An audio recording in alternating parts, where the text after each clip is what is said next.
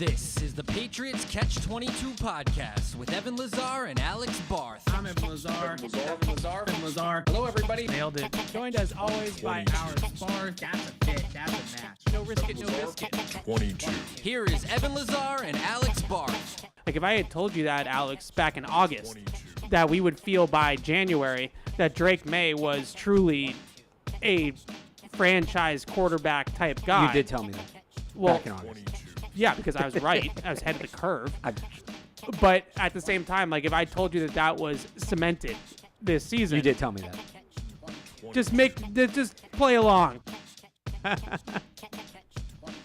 Trying to host the show. I could not have been playing along more. I was trying to give you credit. I'm trying to and host you were the show. annoyed by it. I'm trying to move the show along, and all you had to do was just do what you do. I don't even know how to describe All I had it. to what did I have to do? All I had to do was hype you up and give you credit for your take that at the time was crazy being right.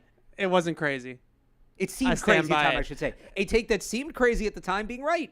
So I wasn't gonna. So I'm sorry, I won't give you credit anymore. I wasn't gonna open with this. I wasn't. I swear. But Marine set me up for it, so now I have to. Right? I have to do this soapbox moment here for a second. So I'm driving into work this morning, right? And I like your station. I listen to your station all the time.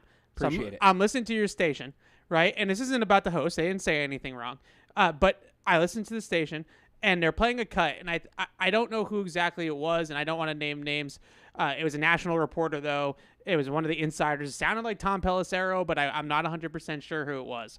But the report was that Drake Maye is even further along than people inside this building at Gillette Stadium thought he would be at this point. That was the report. So clearly wasn't talking about you. Clearly. He's talking about people way more important than me. And then it was a jumping, as your station likes to do, they use it as a jumping off point just to discuss if they thought that Drake Maye was further along or not further along than they expected, right? And I for the life of me, and as probably the can I call myself the conductor of the Drake Maye hype train? Is that allowed? When you're right about a take like that, you can call yourself whatever you want. I said this back before the draft.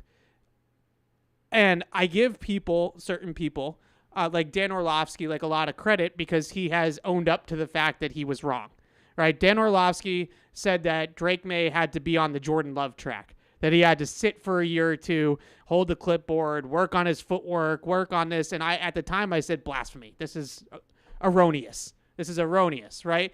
And I would love to know, truthfully, like what those people were seeing with Drake at North Carolina that they missed, that they just were seeing this guy that was so far away from being a competent NFL quarterback and now winning games in the NFL and playing at a very high level for the most part, which I think we all agree on.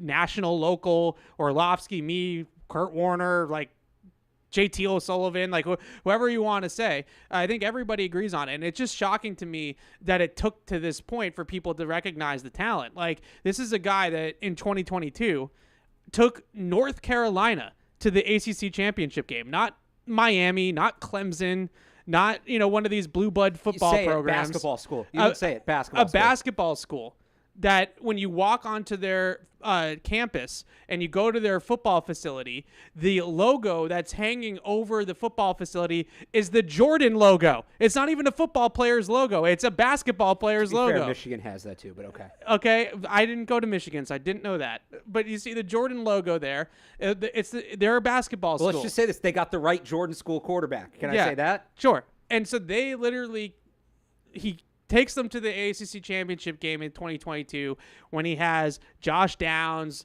and some more NFL caliber talent Bryson around Nesbitt, Omarion Hampton. Yeah, there was another back there too. Is Michael Carter still there at that point? Was Michael Carter there for that? I don't think so. I think he was. Well, maybe. Anyways, he was. Yeah. They have some NFL talent around him. He takes them to the ACC championship game. They played Oregon in a big bowl. I forget which bowl it is. There's a million bowls. They play Oregon in a big bowl Carter game. was not there for that. Okay. He was drafted in 21. Must have been somebody else I'm thinking of. Anyways, they take him to a big bowl game in 2022. He is ACC Player of the Year in 2022 as a 21-year-old true sophomore. He's ACC Player of the Year and has his team in the championship game for the conference and in a big bowl game. Then he comes back in 23. They change his offensive coordinator because Longo goes to Wisconsin, and they have all this turnover there at North Carolina. And he goes and in 2023, when you talk to people down there, the only reason why North Carolina was even competent or any sort of watchable in 2023 was because Drake Maye was there, and Drake Maye was keeping him there. He led the FBS back-to-back years in big-time throw rate. Back-to-back years. He led the FBS in that. And yet we get to the draft process, and he's a project that has to sit for 2 years. And now, 5 games in, now that he's playing well at the NFL level, we're all shocked by it. I'm not even trying to victory lap. I just think that at the same time, it was like a complete misjudgment of the player and misevaluation by so many people. And I honestly don't think that people saw. And granted, if you're not there, and I was only there for a short period of time at his pro day, but if you're not on the ground and you don't understand, what's going on with that program, you don't necessarily understand the intangibles of the kid, right? You don't understand the makeup, you don't understand the leadership, the calmness, the poise, all that kind of stuff that we're now seeing here. And, we did a great job with the mic'd up segment, and you can see all of it. You can see all of the poise, the leadership ability, all this kind of stuff. And then you obviously see the talent. So I'm glad that people are starting to come over to this side of the street. I'm glad that they're, owning up to the fact that they misjudged the player, and that's great. And there's all sorts of room on the Drake Maye bandwagon. Don't worry. It's not like we're not, excluding. You're not gatekeeping. Yeah, we're not gatekeeping anybody. I really am shocked at how many people are shocked by the fact that he is playing the way that he is playing. Because to me, and this is where I wanted to go with this, to me, he's playing exactly how I expected him to play. He is making some incredibly high-level plays, elite franchise quarterback type throws, reads, moments, whatever you want to call it, the throw to Hooper, the throw to Booty, the 2-minute situation, how they handled that, the athleticism, the scrambling ability. I expected all of this to be there from Drake Maye. And that's why when I came off of this game and grading this film against Chicago, I thought it was his worst game that he played since he started taking over as the starter. And the main reason is I feel like my bar is being raised by him. He is playing so well in pockets, especially that now, the rookie mistakes, like the interception that he threw on Sunday against Chicago, I don't have as much leeway for him anymore, as much rope as I maybe did against Houston in his first start, because I know he's capable of not doing something like that, right? But he did it.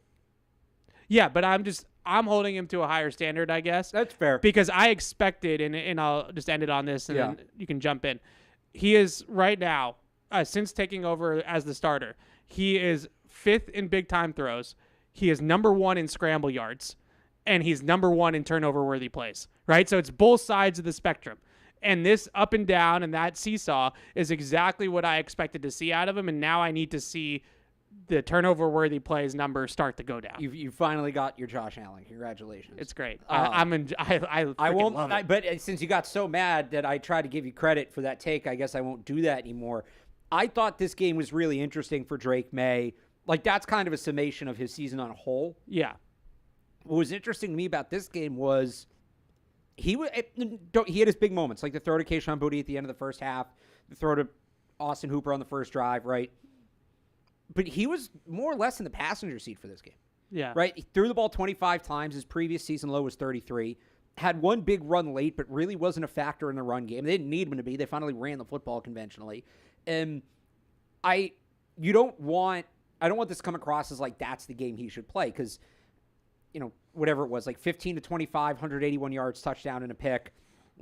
That's the game that's been played here for a few years now. Right. That's become a standard Patriots quarterback game.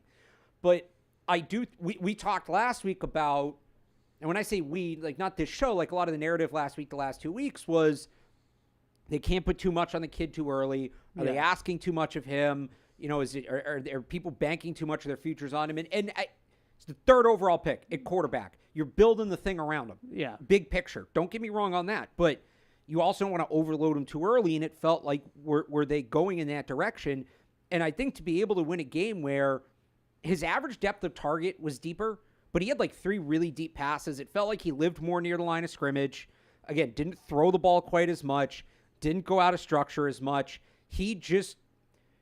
We always talk about quarterbacks as the point guard, right? But there's quarterbacks that have you'll hear people talk about having a more shooting guard mentality from quarterbacks, right? And it felt like Drake Maye was playing with that shooting guard quarterback mentality through his first 4 starts.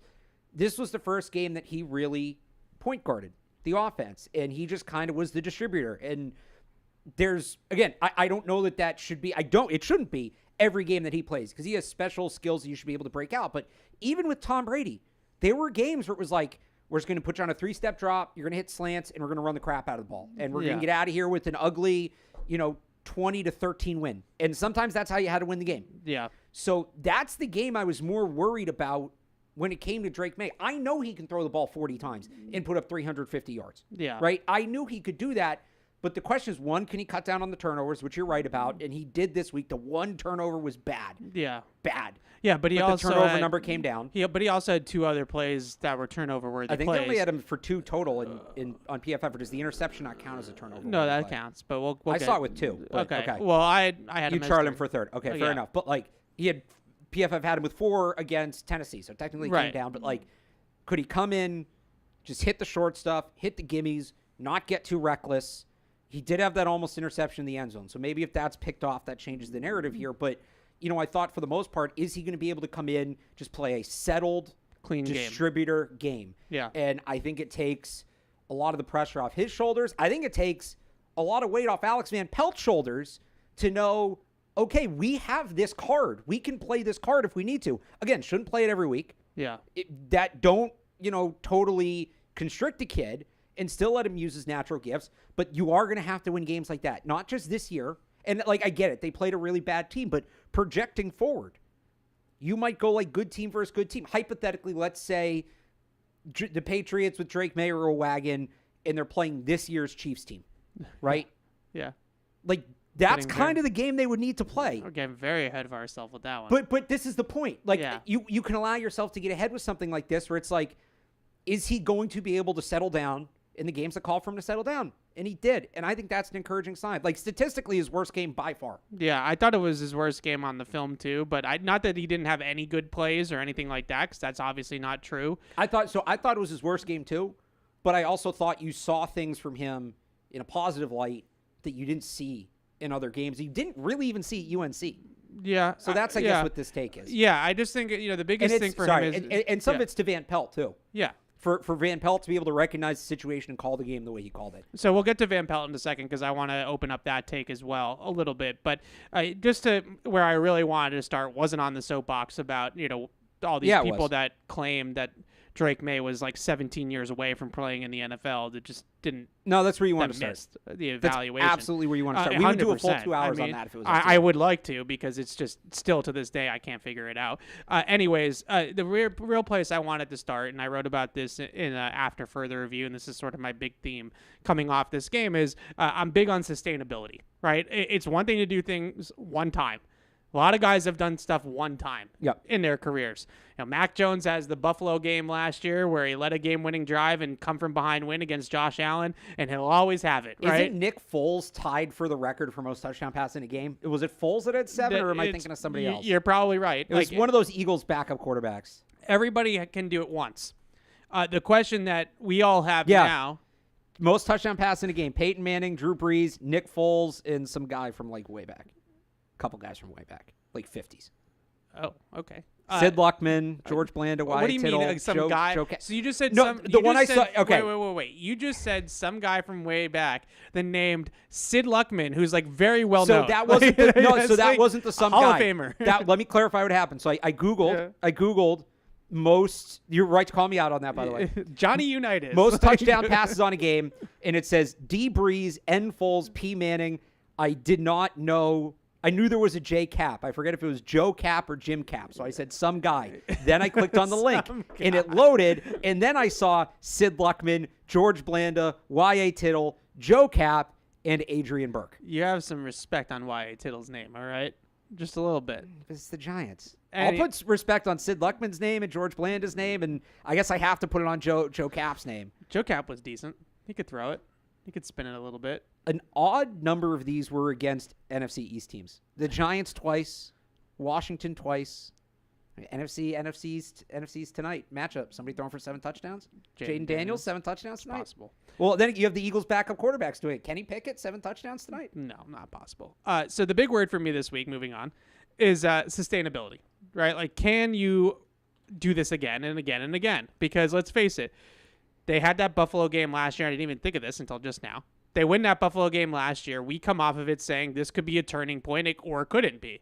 And it wasn't, right? Like, they just went right back to being a loser, frankly, right? And they didn't really use it at all. So the Patriots, it's the same thing this year. That was a really good win in Chicago. We're going to give them their flowers for that win. But can they sustain the things that they can sustain? And I look at the offense, and specifically, it just felt like the infrastructure, the supporting cast around Drake Maye was pretty solid in that game. The offensive line wasn't outstanding, but they were fine. They were competent. It was like a 38% pressure rate. They had a decent job running the football. I think they had a 42% success rate on the ground. So decent numbers. They didn't set the world on fire up front, but they were decent. And they, I would say, controlled the line of scrimmage in that game for the most part on the offensive side of the ball. Alex Van Pelt called probably his best game of the year. Now, some of that was Chicago, like some of it was coverage busts and self-inflicted wounds and things like that. But they handled situations well. The end of the half situation, they really called a really good touchdown drive in the second quarter. And to your point, they sort of gave the game what it needed on the offensive side of the ball. And then we obviously know what they did on defense and the game plan and how they shut down Caleb Williams. So, but sticking to the offense, if they get that level of offensive line play, if that becomes the norm and not just the peak performance, but a norm performance from the offensive line, and that becomes the norm for Alex Van Pelt, that he is competent as an offensive coordinator and as a play caller, then I would say that Drake Maye will play better games than what he played on Sunday. If that all happens, and I get that we're kind of in rose-colored glasses land right now, but I just talked about them playing the prime Chiefs. So that's fair. Yeah. If you get competent line play, competent coordinating and play calling, and a better game from Drake Maye, I will start to believe that this offense has turned a corner.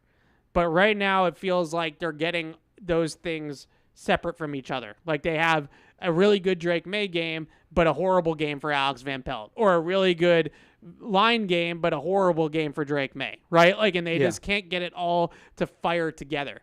If it all fires together on Sunday against the Rams, then I will start to believe that this offense has turned a corner. And the numbers are getting better for them offensively. It's not where it needs to be, but they're at almost 19 a game with Drake Maye now in terms of points. They've been decent enough. If you take out Drake Maye's turnovers, especially, they've been pretty solid in terms of like EPA per dropback and things like that. They're on the right track, I think, in a lot of ways offensively, but now they just need it all to come in one game together.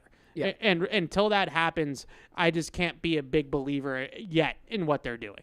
I mean, they're making progress, and I'll give them credit for making progress. I'm with you. They need to make more progress. Like, it's hardly a finished product. And yeah, I think continuity is the word here, right? This has been a pretty inconsistent team. Rhamondre Maye talked about it on Wednesday. We need to learn how to win after win. It's been over 2 years now since the Patriots won back-to-back games as a franchise. They won 3 in a row, weeks 8 to 11 in 2022. There was a bye week in there.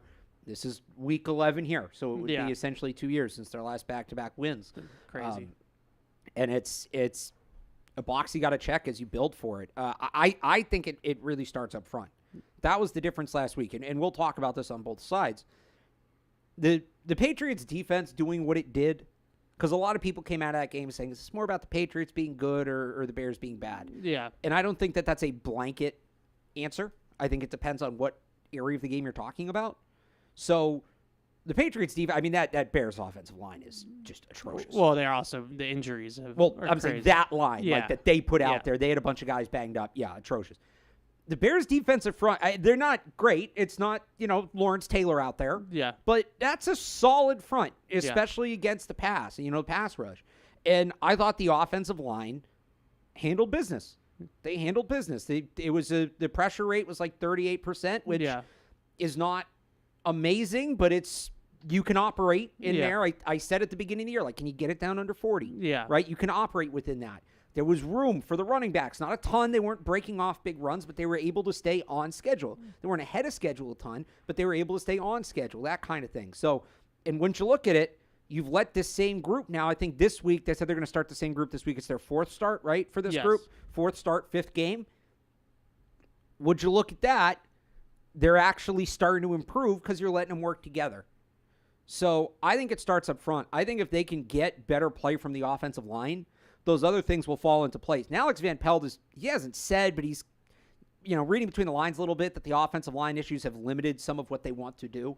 I look at that screen pass they ran last week. They couldn't have run that at the beginning of the year. Are you kidding me? Somebody would have gotten clocked. Yeah. So he almost did get clocked. He almost got clocked. Yeah. It's the NFL. You almost get clocked on every play. Yeah. So I think as the offensive line builds its continuity and gets together, you're going to see the rest of the stuff open up. Now, this week's a very different test. Like that, the Bears' defensive front is good. The Rams' defensive front is great. Yeah. It was a different test. But I think if they continue to get the progress up front, the rest of it will follow. Big if. Yeah. But if they get the progress up front, the rest will follow. So I want to circle back to Drake Maye in a second, but I do want to stick on coaching for a second because last week, and I felt like a broken record because I said it on 3 different shows. I'm sure you feel the same way. You give your take on 17 different shows, so it's, same thing. But the 3 big things that I harped on in Tennessee, which looking back at that game now irks me even more because we'd be talking about a 3-game winning streak if they just took care of business in Nashville and didn't have these issues. And the big cliche that you always hear about, and Bill was big on this cliche, Bill Belichick, is that coaches lose games and players win games. And 2 weeks ago against the Titans, the Patriots coaching staff lost them a game. That's how I feel, and I laid it out, shaking up the offensive line, how they handled the situation before halftime, and then obviously the win in overtime, right? Like those 3 big things were actively losing them that football game. And this team just doesn't have the talent on the roster yet to overcome bad coaching.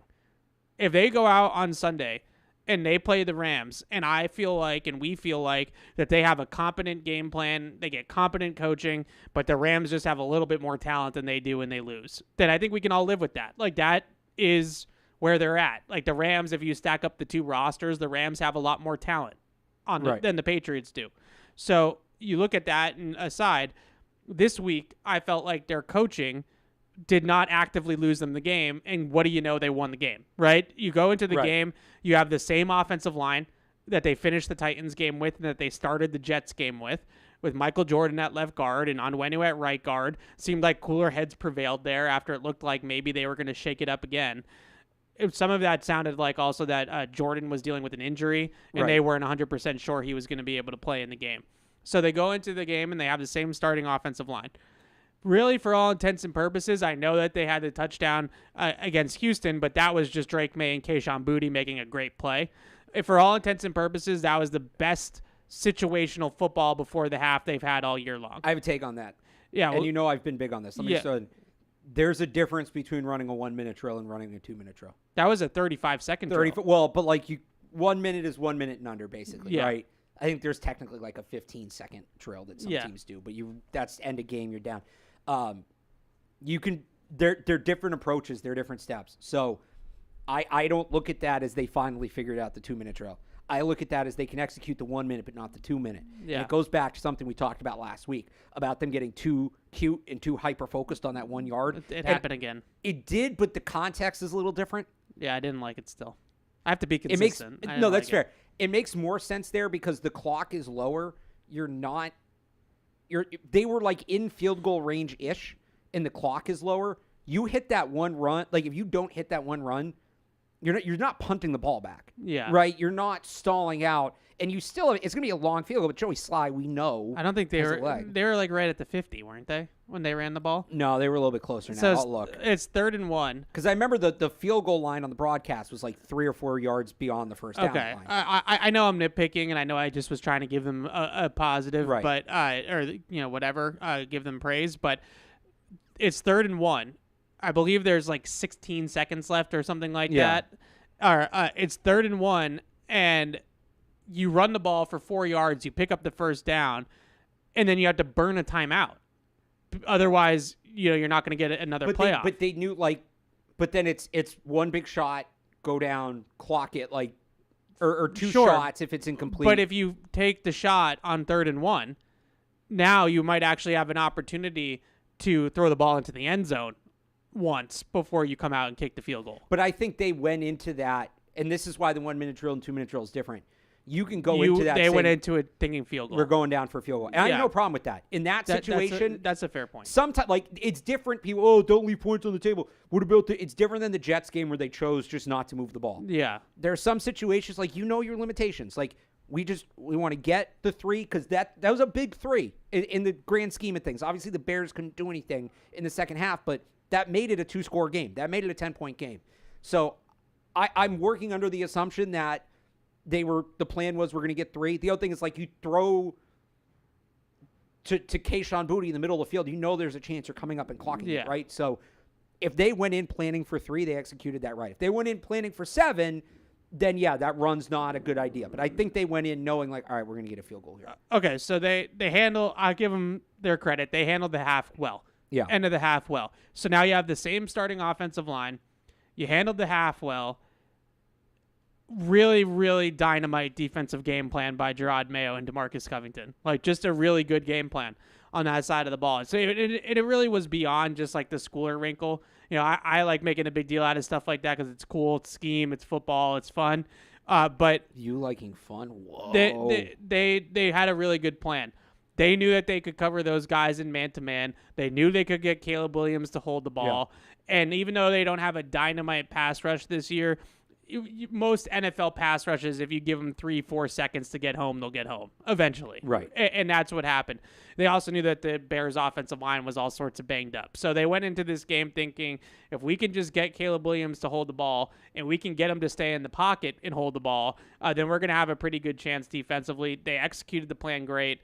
And then the last thing, I know it didn't necessarily come across all the time in the broadcast, I don't think, but it was incredibly windy, as it usually is in Chicago at Soldier Field. So I'm not talking about which side of the field they took or whatever, but Joey Sly making all of his kicks, the way they handled the situation and all that kind of stuff, after kind of ragging on them about it in Tennessee, they did a decent job of the elements in this game. I know it wasn't a blizzard, it wasn't a rainstorm, but it was pretty windy, and they did a nice job on it as a whole. So if they get that kind of coaching, that's all that I'm expecting out of them from a coaching perspective. And they did not go out there and actively lose themselves this game coaching-wise. And what do you know? You give the players a fair shake to actually go out there and compete, and they won a football game pretty decisively. Right. And this goes back to a bigger picture take of mine about the league as a whole. I do think sometimes we get caught up a little too much in talent discrepancies on NFL rosters.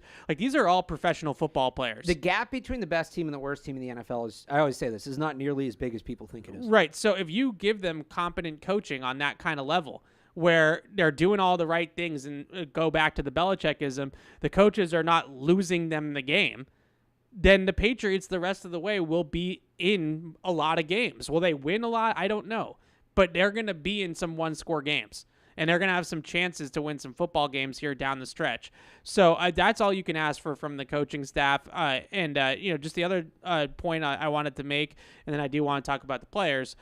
There's a lot of talk this week, and I want to get your take on this, about Alex Van Pelt and his future. There's some reporting out there about the Patriots already kicking the tires. I heard you did a whole bit about this yesterday. Yeah. Kicking the tires on offensive coordinators, or at least offensive getting input onto young quarterbacks and things like that, and how to nurture them. But I still stand by my take on Van Pelt, and I know not everybody agrees with me, but I still feel like there's two different jobs here that he has right now. One is quarterback developer and one is offensive coordinator. And where they are currently as a team, I still feel like developer is more important at this point in time. Yeah. When they have a roster that's ready to compete around Drake Maye, then maybe the scheming and the X's and O's and the wits, to go toe-to-toe with a defensive coordinator or like one of the better playoff caliber defenses in a big game. Like that stuff might start to matter a little bit more. But right now they need to develop Drake, and they need him to figure out his footwork and his mechanics and his reads and how to play quarterback in the NFL and how to manage, risk versus reward with turnovers and like things, all that stuff that he's going through right now. And I actually really believe that Van Pelt is doing a really good job with that side of it. And I give him kudos for that. I do give him credit for Drake Maye and where he's at right now. I do too. I'll say this, though. I feel like everybody is operating under the assumption that, like, either Van Pelt is fired this year or he's going to be Drake Maye's offensive coordinator for his whole career. Right? That it's, if you don't move on from Alex Van Pelt now, this is the duo. I said this since before they hired Van Pelt. I said this about pretty much, I said this was going to be true about anybody they hired. This goes back to our whole conversation about offensive coach versus defensive coach. Alex Van Pelt is not here for a long time. Period, full stop. One way or the other. Because either it's going to go well with Drake Maye and somebody's going to make him a head coach because he successfully developed a quarterback, and that is the quickest way to get a head coaching job in the modern NFL, successfully develop a rookie quarterback. He's either going to get hired away as a head coach because it went well with Drake Maye, or at a certain point it's not going to be going well with Drake Maye and they're going to move on from him. Yeah. What's the timeline on that? I think 3 years max. How many offensive coordinators, good offensive coordinators, that come up with a rookie quarterback stay where they are for more than 3 years? There are obvious exceptions, but like Josh McDaniels failed essentially 3 times. Well, I guess he hasn't been an offensive coordinator since. Failed twice as a head coach. Yep. Right? Before, because I count the Colts thing. Yeah. Failed twice as a head coach. Oh, well, I mean, he failed in Denver. That's one. And then he failed in Vegas. So you're right, but nobody's hired him since the Vegas. Yeah, but if you count the Colts thing, then it's 3 times. Well, I'm saying like why he didn't leave. I'm saying like why he didn't leave New England when he was here for 10 years, right? Okay. And because he worked with Matt. Well, and look, he had success with Mac Jones, and boom, he got hired away. Yeah. Even though he'd failed. So, most offensive coordinators are going to go and get hired away. I think the whole thing about Van Pelt's long-term future, I don't know. You can call us a cop-out take if you want. It's a little bit. I think it's irrelevant.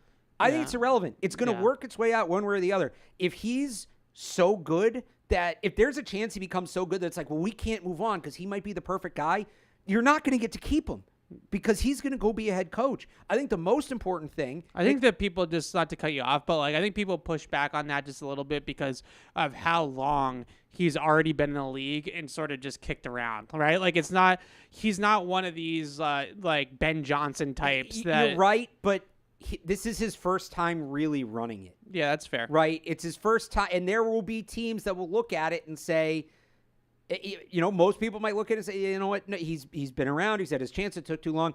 You don't think there'll be 1 or 2 teams look at it and say, what he did with Drake Maye, in a couple of years they see a prospect in the draft. Well, that guy looks like Drake Maye. Yeah. So if we bring Van Pelt in, and pair them up, so maybe it's not this year, but I think the bigger question when it comes to the offensive coordinator for the Patriots, and you've heard me say this before, who's next? One way or the other, who is next? Yeah. Because last time they got caught with their pants down. Josh McDaniels left. He took most of the staff with him. Right. And they had no answer for who to go to. There was no continuity on the offensive side of the ball. That is the bigger thing to me because it's trending towards like a team, regardless of the Patriots record. We hear all this stuff externally from like national media about how highly regarded Drake Maye is. You don't think some of that is leading to teams looking at Alex Van Pelt and saying, he got this guy going? It's possible. There's nothing these teams want more than a young upstart quarterback. what comes along with that? A guy to make sure the quarterback reaches that level. Sure. I would just say the other thing I would mention, I think we're on the same page with this, with Alex Van Pelt. I am really, really wary of changing systems on Drake Maye from year 1 to year 2. That too. Because this terrifies me. Like, I'm really, I'll go to the wall with this because this is terrifying to me. The idea of changing offensive systems on a quarterback that is trying to develop some things that is a little bit toolsy and raw. Yeah. He has enough to worry about with his own process in terms of his feet and all that kind of stuff, that to then come in and change it up on him mentally on top of that and throw a curveball at him that he's in a new system, I think is really, really dangerous. Really dangerous. Like, well, that's what these bad teams do. I mean, for everything we talk about the Jets and the Bears, forget 2 offensive coordinators in 2 years. It's 2 offensive coordinators in 2.5 months. Yeah, for Caleb Williams. Right. Like, you don't want to be, and I'm kind of stealing Felger's take here, don't be one of those teams. Yeah. And they already did it. Those teams, they rushed the quarterback out there and they let him get his lights knocked out and all that and develop bad habits. And some guys are just above it, Jaden Daniels, but that's what a lot of bad teams do. They rush these guys out there. The Patriots were patient. Patience pays off when developing a quarterback. Yeah. There's not enough patience in the NFL. And it's the same thing with Van Pelt. Patience. Let's see if he can develop the offense. If he can, he's going to leave anyway because somebody's going to hire him. And if not, then you move on from him then. But you don't need to rush the guy out the door. Yeah, so I would be really wary of changing systems on Drake Maye. And I'll give you an example. Like, we all think very highly of Brian Daboll as an offensive mind. I think that he's a really good offensive coach. He developed Josh Allen, who's a very similar player. Josh Allen 2.0, right, as Drake Maye. I mean, Drake Maye 1.0, but okay. But Brian Daboll is going back to the old system. That's going back to the Josh McDaniels, Bill O'Brien verbiage and offense. The Patriots right now are in the West Coast language. They're in the West Coast world, McCarthy-ish offense, right? So, like, you're talking about, I always use this comparison to try to make it simpler. You're basically talking about going from speaking Italian to speaking Spanish. Like, there's still some similarities, right? Like, it's still football. We're not like, you're not going and speaking Martian, right? Like, you're still on planet Earth. But the problem is that they just are different languages, right? Like, they're just different. And I would just be really, really wary of, we've built Drake Maye up to this point. He is, according to some reports, even further along than people in this building thought he would be. And now, because we don't like the X's and O's, or we don't like the scheme, or we don't like, the play calling on Sundays, we are going to throw out the playbook and we're going to start from scratch. And now we're going to change it on him in year 2, which is a very, very important developmental year for young quarterbacks. And I get that we all now can see that Mac Jones had talent holes in his game. Like, he just didn't have enough talent in certain areas that were probably deal breakers for him as an NFL starter. But going from Josh McDaniels to Matt Patricia was a huge reason why we ended up where we ended up with Mac Jones. Like, let's not lose sight of that fact. So we've seen it front and center. So to your point with Van Pelt, my big thing is let's let Van Pelt get Drake Maye to be a finished product. Like, when you feel like Drake Maye is Tom Brady circa 2005 with Charlie Weiss moving on and Josh McDaniels taking over. And I'm not talking about the success and all that. I'm just talking about the timeline of the career. When you think that he is at that point, that you feel like he is, okay, we're past bust territory here and he's unbreakable, right, and we're good, then that is when, if you want to go out there and get an innovator on the offensive side of the ball and get somebody that's going to design sexy plays and call awesome offense on Sundays and outwit people, like a Shanahan tree guy or something like that, then have at it. Go crazy. Go get that guy at that point. Your roster will be better. You'll be ready for be a contender. Drake Maye will be ready to kind of take that next step. And I've used the comp before. I'll use it again. Greg Roman to Todd Monken in Baltimore, right? Like, that sort of passing of the torch. I'm all for it. Don't do that from year 1 to year 2. Like, and definitely don't do that because people on the outside are saying that Alex Van Pelt stinks. Like, Right. Stay to the course for right now. Let Alex Van Pelt develop the quarterback mechanically. Let him develop Drake Maye as a young QB in this league.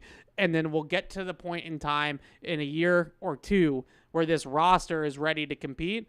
And that is when you can go all in on your tight pants offensive coordinator. I don't want to get too far ahead of ourselves, and I really feel like Van Pelt is the right guy for the job right now. That doesn't mean he'll be the right guy for the job in 2 years.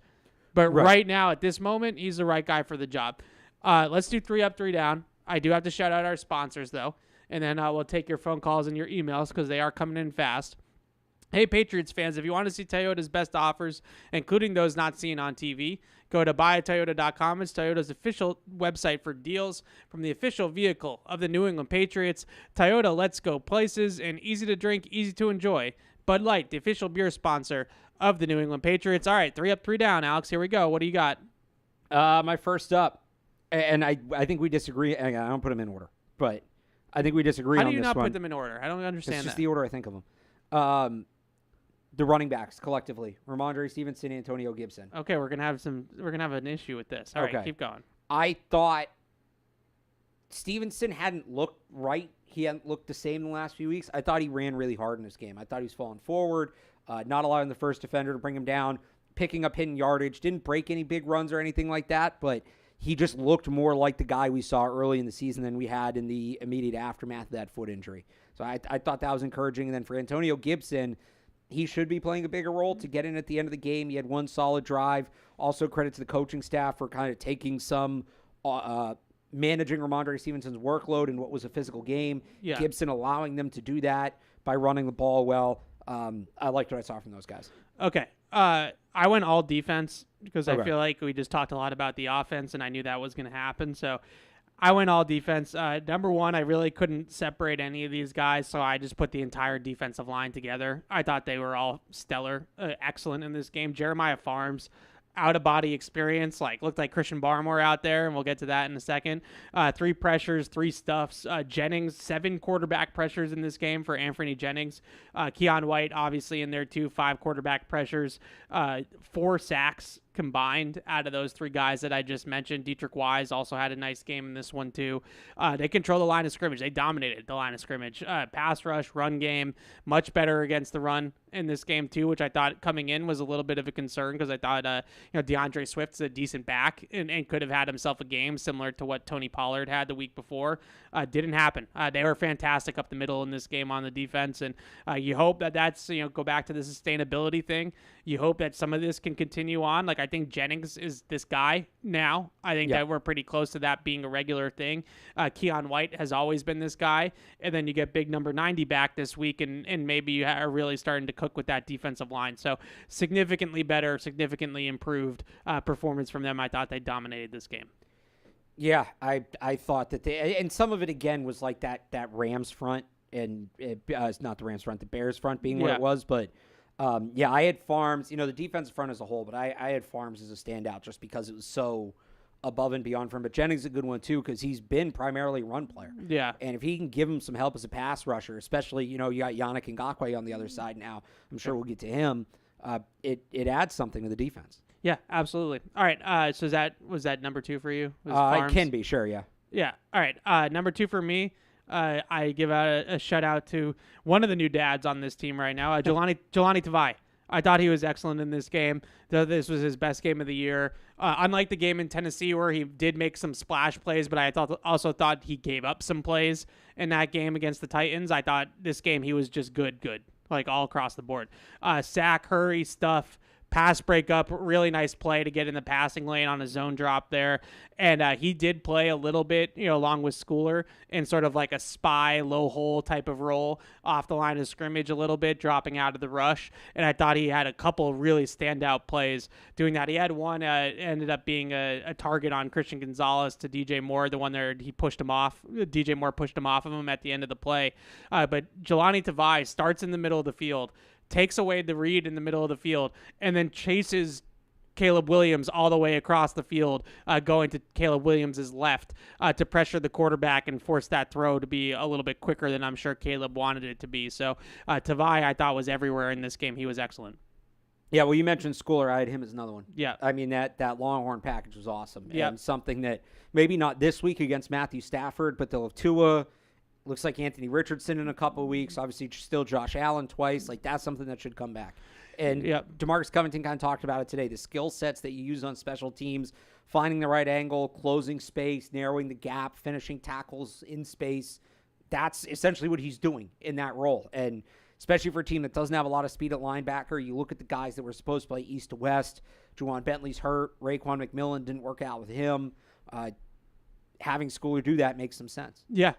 I thought it was great, too. I didn't put it here because I figured we'd talk about it anyways, but I thought it was great. I'm going to write about sort of the origins of that and how it started with Jonathan Jones against Lamar Jackson and things like that, and I thought that was a really, we talked about this a lot, like what's this coaching staff done that was innovative or forward-thinking or just – to put it as simply as I possibly can, just something cool, right? That they did schematically where I could sit here and say, wrinkle. Yeah, oh, nice wrinkle there by Mayo or nice wrinkle there by AVP. The Schooler package was a really nice wrinkle by this coaching staff. And that brings me to my third up, which was both Christian Gonzalez and Marcus Jones, I thought, were just suffocating in coverage in this game for the most part. The two of those guys gave up 3 catches for 39 yards and 25 dropbacks in man-to-man coverage. Like, that is locking it down on the outside. And you can tell that they can cover in man. This group can cover in man with the best of them. They're one of the best man coverage defenses in the NFL. But in order to do that, you need to have the pass rush to marry up to it. And you have to have somebody accounting for the quarterback. So that's where the Schooler thing comes into play. If you know you're a really good man coverage defense and you're going to live a lot in man coverage, well, you have to figure out ways to then protect yourself to problem solve against the certain things that could be an issue, like a running quarterback against man-to-man, right? Like, that's going to be a potential problem. So they problem solved that with Schooler. Like, that's really good coaching and really good game planning by Mayo and DeMarcus Covington. But just in terms of, like, what can this defense hang its hat on and what's the identity of this Patriots defense, it is absolutely this secondary playing man-to-man coverage. They can lock up even a really good, deep receiver room like the Bears. And I think they're going to do it again against the Rams a little bit on Sunday, too, and we'll get to that. They are a elite man coverage defense right now, and they have a really good corner in Christian Gonzalez, who 10 weeks into the season is a Pro Bowl level corner, maybe even an all-pro level corner, I should say. Like, him and Pat Surtain and like Stingley are like probably the 3 best corners in the league right now in terms of like target-based metrics, completion percentage allowed and yards per target and things like that. Gonzalez is right near the top of the league in all those metrics, and I think he's been fantastic. Yeah. Anyone else? Yeah, a couple more. Austin Hooper. Yeah, good game. Good game. That first catch was awesome. Went up, made a play, and then Kayshon Boutte. Because he clearly has chemistry with Drake Maye at this point, and he was their most used receiver. He played all but 2 of their snaps, like super involved role for him, and he continues to earn more. He continues to earn more, and they should keep giving it to him. He's been good. Yeah, I almost put Hooper on here, but I decided to just give all the love to the defense. But Hooper was really good in this game, and I also thought Hunter Henry, really good run blocking game for him. Really strong in the run game. And that area of his game has come a long, long way since when the Patriots signed him from the Chargers. Like, he's not prime Gronk or anything like that in the run game, but he's now a plus run blocker, and I didn't feel that way when they made that signing, really his first year here in New England. He's gotten a lot better in that regard, so kudos to him for that. I thought that he had a sneaky, really good game despite the fact that he only had 1 catch. So between those 2 tight ends, the production there was really good. Yeah. All right, to the downs. Number 1 down. All right, you're going to hate this. Probably. Drake Maye. No, I had him on here. Like, just that interception was so bad. Yeah. It was, and when you look at it, I think he was overthinking. So if you watch his feet on that play, he's rolling to the right. Yeah. And I think he has time, like he should have time to set. And he's probably going to get hit, but it's going to be after he throws the ball. And again, he's just trying to throw it away. And he can either set and throw, or do like a full throw on the run where you actually use your momentum to like throw the ball and all that. Instead, what he does, he like half sets he looks to his left. There's a defender there who's blocked, but kind of close. He half sets, sees the defender, goes into this like little shuffle, and then throws a jump pass. Yeah. And it was just arm, nothing else on it. And I didn't think it was a throwaway because he has the arm strength to get that ball, as Alex Van Pelt said today, to the tuba player in the fourth row. Right. But it was just that you can see there was way too much going on upstairs during that play. There was so many things that he was factoring in when it's just like, dude, huck the ball into the stands. Yeah. At first, I thought maybe he was trying to lob it over the linebacker to the tight end. But I wonder if he did peek. I saw that. Yeah. And I do wonder if he was going to try to run. And then he in between, he sort of thought better of it. And then he was just like, I'm just going to flick it. And it just didn't go far enough. Well, whatever it was, too much going through his head. That was a bad pick. That was a bad pick. Yeah, so I had Drake Maye on here too. I had him as 3, not 1, but you don't put them in order for whatever reason. So I had Drake Maye on here too. I just feel like the pick, I can live with picks where like he's trying to fit the ball into a tight window and it's a smart decision, and like the throw to Pop Douglas against Houston where he just threw it, he just airmails it. If he's making the right reads and the right decision, and then he just has a moment where he just has a bad throw, you can live with those. Like every quarterback throws picks. It's not like he's never going to throw an interception. So I can live with those. But not to pick on him, like the Mac Jones picks, I can't live with. Like the ones that are just like this one against Chicago, or the one the week before on 3rd down against Tennessee where he throws it right to Amani Hooker. Like we can't have those. Like those have to go away. And this is like the inflection point to me with Drake Maye, is if he's going to be consistent enough, not to just be good, because I think he's already good, right? Like if he's going to be consistent enough to be great, like these types of turnover-worthy plays have to be diminished. Like he just has to get these out of his system. And I asked Van Pelt about it today, and he made the tuba player joke, which I liked. I thought I'm going to steal that line. And then he also said that let's chalk these up for now to rookie mistakes. But we're 5 starts into it now. And at some point, those things are no longer going to be considered rookie mistakes to me. Like I don't think I'm there quite yet. But like give it a couple more starts and it's going to get to the point where it's like we have to get rid of these. This is one where like if he throws another pick like this week, next week, whatever, like then you become really worried about it. Because okay, like it happened, and Van Pelt said today, like that's when that'll haunt him for the rest of the year. Good. Yeah. Good. Lesson learned. Don't do it again. If he starts doing it again, it's like, all right, what part of the message isn't getting through? Yeah. The other thing I thought that was a problem for him in this game was just running around and creating pressure, but also just taking off from clean pockets when he didn't necessarily have to.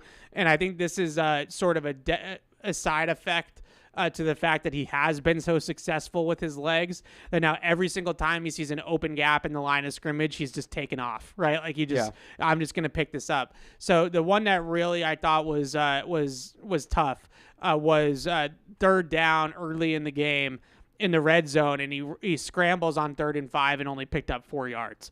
And if you watch that play back on the film, he's got at least 2 open receivers on the film, maybe even an open Hunter Henry for a touchdown up the seam. If he just stays in the pocket and plays quarterback from the pocket and just makes the throw, it's a clean pocket. He just sees the gap open up in front of him and he just can't help himself. It's just so inviting that he just takes it. And he left a lot of plays on the field in this game, I thought, doing that, or even plays like the throw to Hunter Henry, the one catch he had in the game. Like, you don't need to run up into the line of scrimmage and throw the ball like that. Again, I think he was trying to run. And then at the last second, he saw Hunter Henry kind of flash open on the left sideline, and so he just ended up throwing the ball. But we've talked about this before. Like, don't take 5 steps when 2 steps will do, right, when you're in the pocket as a quarterback. And I thought in this game there was a lot of that going on, whether it was leaving early or moving into pressure or just making things harder on himself than he needed to do. That was the big reason why I had this as a down game for him. Not necessarily the pick, because I'm willing to chalk that up to just let's have that never happen again. But some of the other things, especially early on in this film that he did, I just thought were making it tougher on himself than it needed to be.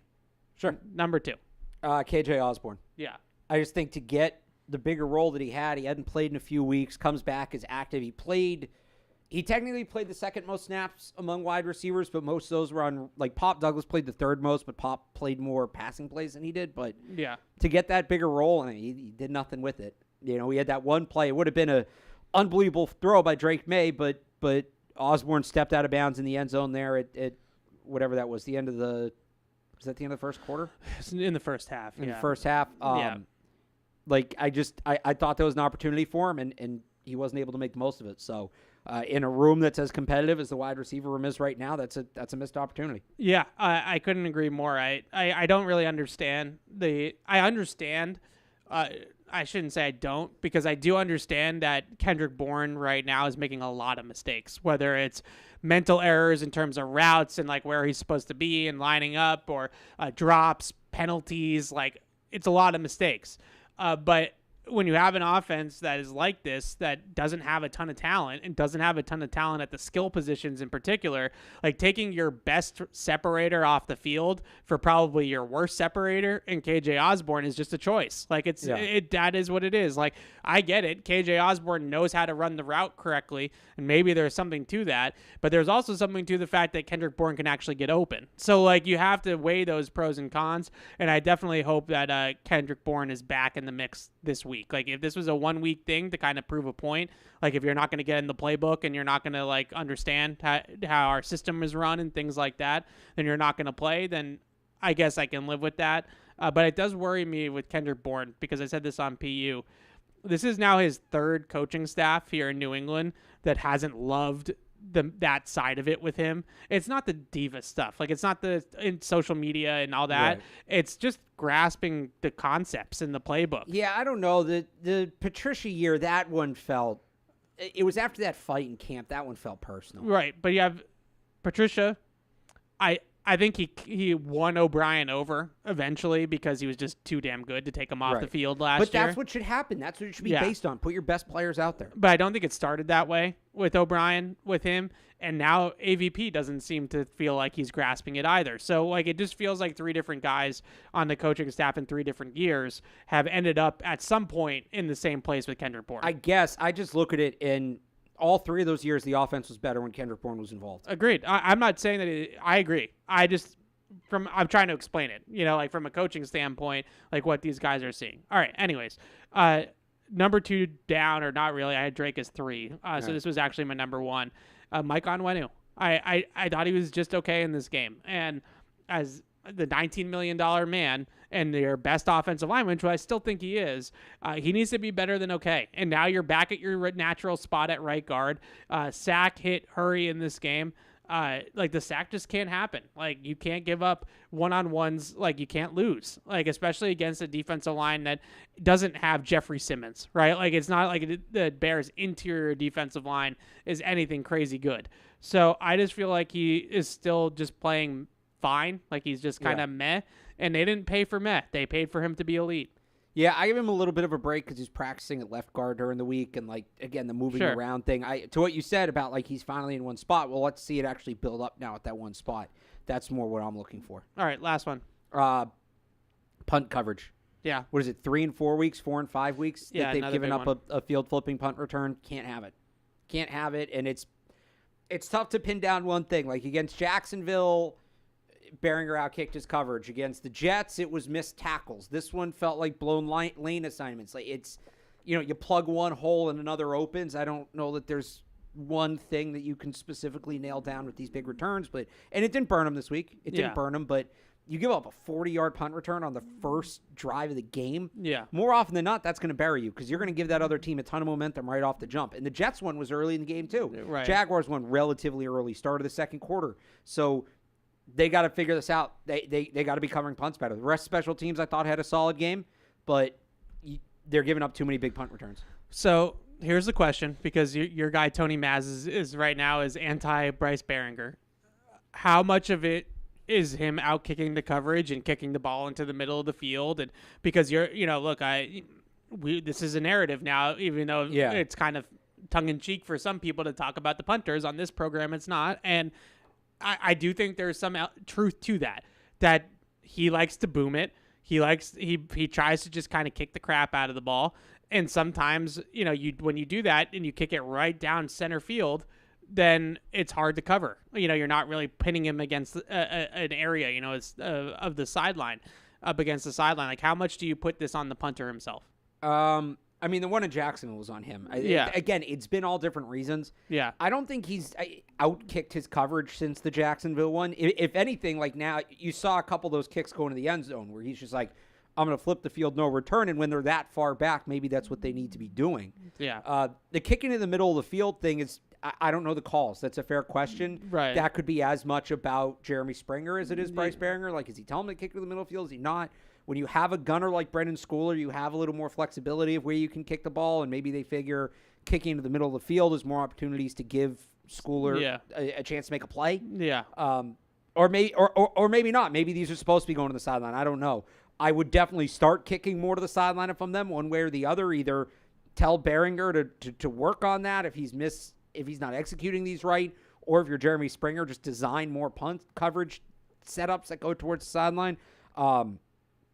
It's impossible to know without knowing what the call is, though. So that's a tough one to answer. Yeah, fair enough. The All Jacksonville one was on him. Like the Jacksonville one's on Baringer. I'll say that. Okay. Last one for me, and we're going to disagree, so I want to unpack this a little bit now because we've disagreed. I hear what you're saying about churning out difficult yards for Rhamondre Stevenson, and I see a lot of that.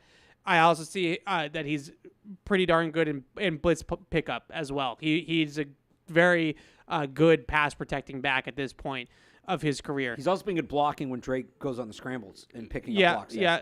I just, the one, the nitpicks that I have with him in this game, why he was one of my downs is I just feel like there was yards being left on the field in this game by him, whether it's with like reads and decisions off of the scheme, but also like you look at times when he's getting tackled one-on-one by defensive backs and they just, I think he'd be the first person to say that he shouldn't be getting tackled by a corner. Like, that just shouldn't happen. And, he runs a 3rd and 1. They run duo, like, right down the gut with Rhamondre, and he takes it on himself to bounce it. And, like, fine, like, I'll give him the freedom to do what he wants and see what he wants. But then he gets tackled by the corner short of the line to gain. Like, that just, I don't see how that can happen with him. Like, if you're going to call him a franchise running back and one of the best running backs in the league, he shouldn't be being tackled by corners.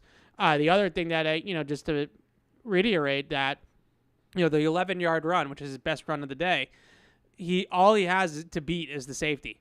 Like, the safety in the middle of the field is the last line of defense, is the only guy he has to beat on the play. And if he beats the safety there at the down the field, he gone. Like, there's nothing left, right? Like, he is absolutely gone. And I just look at that play, and again, I go back to the contract and what they've hyped him up to be and what I think he is, like a franchise running back, a true number one back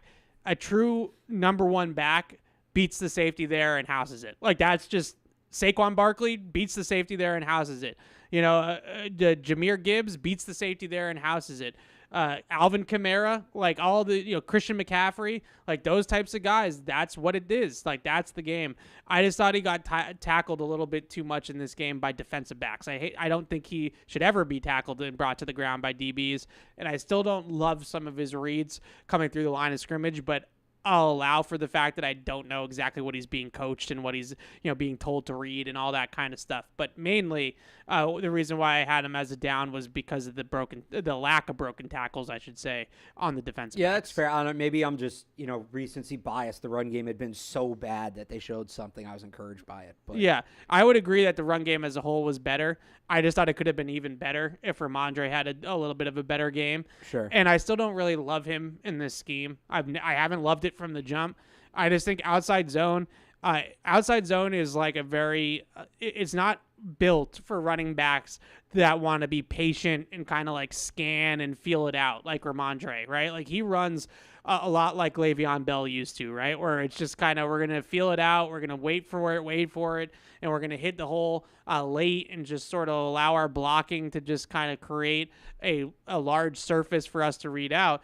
Outside zone is like a one cut and go system. Like, you hit your third step, you either cut it back or you bounce it and you make a decision like this. Like, you don't hang out in the backfield. I think sometimes too much that's what he's doing, and I just wonder if it's a scheme fit thing. And I don't think that it's a coincidence that Antonio Gibson gets on the field and produces better on his 5 carries because of the type of back that he is. I think he is a wide zone back. I don't know if Rhamondre Stevenson is truly a wide zone back. So I'm interested to see where they go with that. All right, let's read one more ad read, and then I promise, I know we've been holding you guys on the phone for a while. We're going to get to all your phone calls in just a minute, but want to spend Black Friday weekend watching football instead of waiting in line? This November, Bob's Unboxing Unbeatable Values for your home are all month long, so you can skip the phony sales and stock up early on everything from sofas to bedroom sets to stocking stuffers, and plenty of wow-worthy gifts too. So stop in and see how much you can save when you dare to compare with Bob's Discount Furniture, the official furniture store of the New England Patriots, and Bridgestone, our official tire of the New England Patriots, is proud to partner with Sullivan Tire, New England's headquarters for quality Bridgestone tires. Visit sullivantire.com to find a location near you. And let's get to the phones. Finally, I do apologize. And AJ is in Brighton. What's up, AJ? Hey guys, how you doing? Good. Hey, thanks for holding. Yeah, thanks for having me. So I have a problem where I'm starting to fall in love with Vidarian Lowe. I think he's, obviously a pretty average guy, but I love the way he plays. I think he shows a lot of spirit out there. And I was curious just what you guys need to see from him between now and the end of the year, where you would feel comfortable maybe not taking a blue chip prospect in the first round at left tackle and getting maybe more of like a developmental prospect or a couple of developmental guys later on. But yeah, thanks guys. Thanks, AJ. I appreciate the call. I've also been sort of like an Vidarian Lowe truther a little bit, like not maybe as much as AJ, but just because I don't think he's been horrible. And I think he gets this rap that he's horrible, right? Like, and that he stinks. He did not have the best game in pass protection in this game. I had him with 4 quarterback pressures. One of my guys in the draft, actually, Austin Booker, had a decent game off the edge for Chicago. But he was much better in the run game this week. I know I talked to him last week after the Tennessee game, and that's what he really was disappointed in himself, was his run blocking against the Titans. So I think that was sort of his emphasis last week, and he did do better in that regard. He has been fine. Like, I'm not trying to tell you he's Joe Thomas. Like, he's just been competent since that he returned the second time from that injury. Now, the one thing that I would just say that hurts him is that he can't play right tackle. Like, we've seen him try to flip sides to right tackle, and it's been kind of a disaster. So the problem for him is that, like, he's not a true swing tackle. He is a left tackle. So if he's going to stick on the Patriots long term, and I don't think we're there yet, AJ, in terms of let's not draft a left tackle because we have Vidarian Lowe.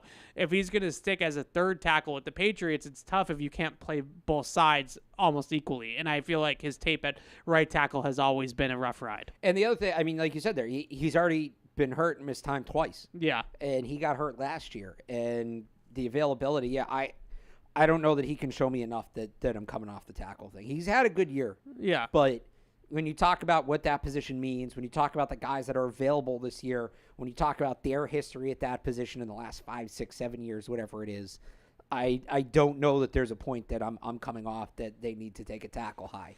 I agree with you. I do give him kudos, though, especially in pass protection. I think he's gotten a lot better. Oh, he deserves credit. Yeah. But, like, it's, this you don't want to do that thing where – it's like I just did with the run game, right? Yeah. The run game had been so bad, and I saw Flash, and I got all excited.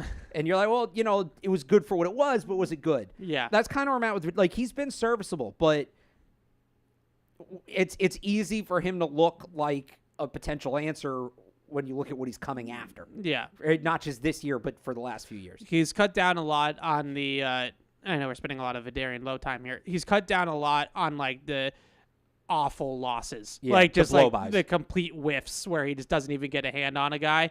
Now at least, like, even though Booker I thought beat him inside a couple of times in this game, he's at least allowing Drake Maye to get off his spot, right? Like, he's at least allowing it to kind of not completely. It doesn't become a fire drill. Yeah, exactly. It doesn't completely kill the play. All right, Patty is in Agawam. What's up, Patty? What's up, gentlemen? Hey, how we doing? Good. I want to touch on a couple things and end with a question or two. I can't believe AJ. I thought I was going to be the only one that was going to ask a Vidarian Lowe question today. But to me, it's so disrespectful that North Carolina's football program hangs up a Jordan jersey when one of the greatest players of all time played for that program. And I'm hoping you guys know who I'm talking about. I played for North Carolina football? Yeah. Julius Peppers? Lawrence Taylor. Is it a UNC guy? Who? Lawrence Taylor was the Lawrence UNC Taylor. guy. Oh, that's right. He is. Yeah. There you go. Well, they don't hang up the This is- jersey. It's like the Jordan logo because they're a Jordan Yeah. brand school. Patty, I think we just showed our age Oh, there of yeah. of not knowing where Lawrence Taylor went to school. I think I just showed my age too. So, I want to say I couldn't agree with both you guys more about switching coordinators. I mean, I don't know what fans and I'm not saying you guys, but a lot of media types are expecting from this team. I mean, going into the season, we knew we had a rookie coach, a rookie offensive play caller, a rookie defensive play caller, a rookie GM, and a rookie quarterback. I mean, we saw what happened with Mac Jones, and Mac Jones doesn't have. I mean, there's more talent in Drake Maye's left pinky than in Mac Jones. You know. Yep. So, like, let the kid develop. Let the coaches do their thing. We've seen, like, I think it's night and day because I listen to, I'm a Patriots junkie. And coming from where he came from at the start of training camp to where he is now is night and day. And you heard Gerard say, like, there's no person that's been more instrumental in his development than Alex Van Pelt. So give him a few years. I'm with you. If he's great, in 2 more years, he's going to get a head coaching opportunity. So my question was going to be, if we do take, or my 2 questions. First one, any interest in David Long Jr., who was just recently released? And number 2, let's say we do take a left tackle. Would you guys have any interest in re-signing Vidarian Lowe? Maybe not to play swing tackle, but his contract is up after next year. And I like what he's done this year. I mean, when he's been healthy, he's been serviceable. So yeah, I'm not saying sign him to be the long-term left tackle, but maybe a long-term depth guy. And I'll take it off air, guys. Thanks, Patty. What was the first question he asked? The second one was, would we be like taking a tackle? Would we re-sign Vidarian? Oh, David Long Jr. Oh, yeah. Getting a Lawrence Taylor question wrong? Yeah. Imagine Bill heard that. Oh, yeah. No, this program would be over. We'd be done. No, that was definitely like we know where everybody went to college in the last like 20 years. Yeah. You go further it was back a little than that. before. Anyways, David Long Jr. I mean, they need a lot. They need linebackers. I wouldn't be yeah. opposed. Yeah, so I actually, he was back at practice today, which I liked to see. I actually kind of liked what I saw out of Sione Takitaki in this game on Sunday. It was exactly what he came as advertised in Cleveland, which was that there's like, you're not going to notice him. Like, he's not going to make a ton of splash plays, but you're also not going to notice him for the wrong reasons either. And like that sort of competency at the second linebacker spot next to Jelani Tavai, I think is exactly what they need. And I don't necessarily think it's a coincidence that Tavai had his best game of the year with somebody who he wasn't trying to cover up the entire game playing next to him. So I'm actually cautiously optimistic out of what we saw from Taki. He's in the right places. He can cover a little bit. He's got a little bit more size than like a Christian Ellis, right? So he's not quite as easy to move in the run game. I'm not saying, we keep on saying this. Like, we're not saying Vidarian Lowe's Joe Thomas, and I'm not saying Sione Taki is like Ray Lewis in his prime, right? But at least he was good and competent in his role. So I don't know if I would necessarily panic about inside linebacker quite as much now.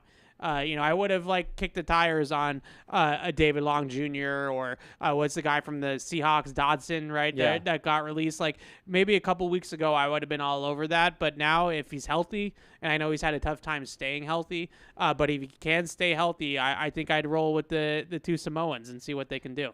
I just adding depth at the position couldn't hurt. Yeah. Right. I wouldn't be against it. And what was the other thing?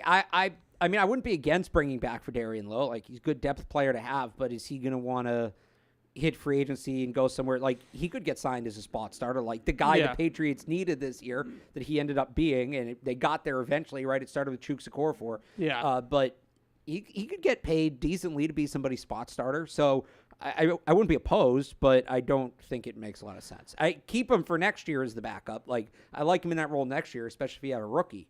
But I don't know that you're giving him another contract. I'm just concerned, like I said before, I'm just concerned about the fact that he can't play right tackle. So, like, if you're signing him as a third guy, and that's your idea, is that, to your point just now, Like if he is, let's say they draft a tackle early, but it's somebody like Ursary who might be like more of a developmental prospect, and then you don't want to necessarily start that guy week 1.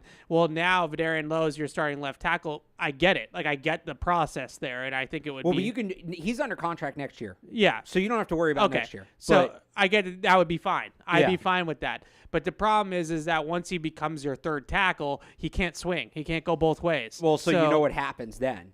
Mike Onwenu becomes your backup right tackle. God. That's exactly. No. Which is why I wouldn't do it. And this is one last thing just on this topic, and then we'll get back to the rest of the calls.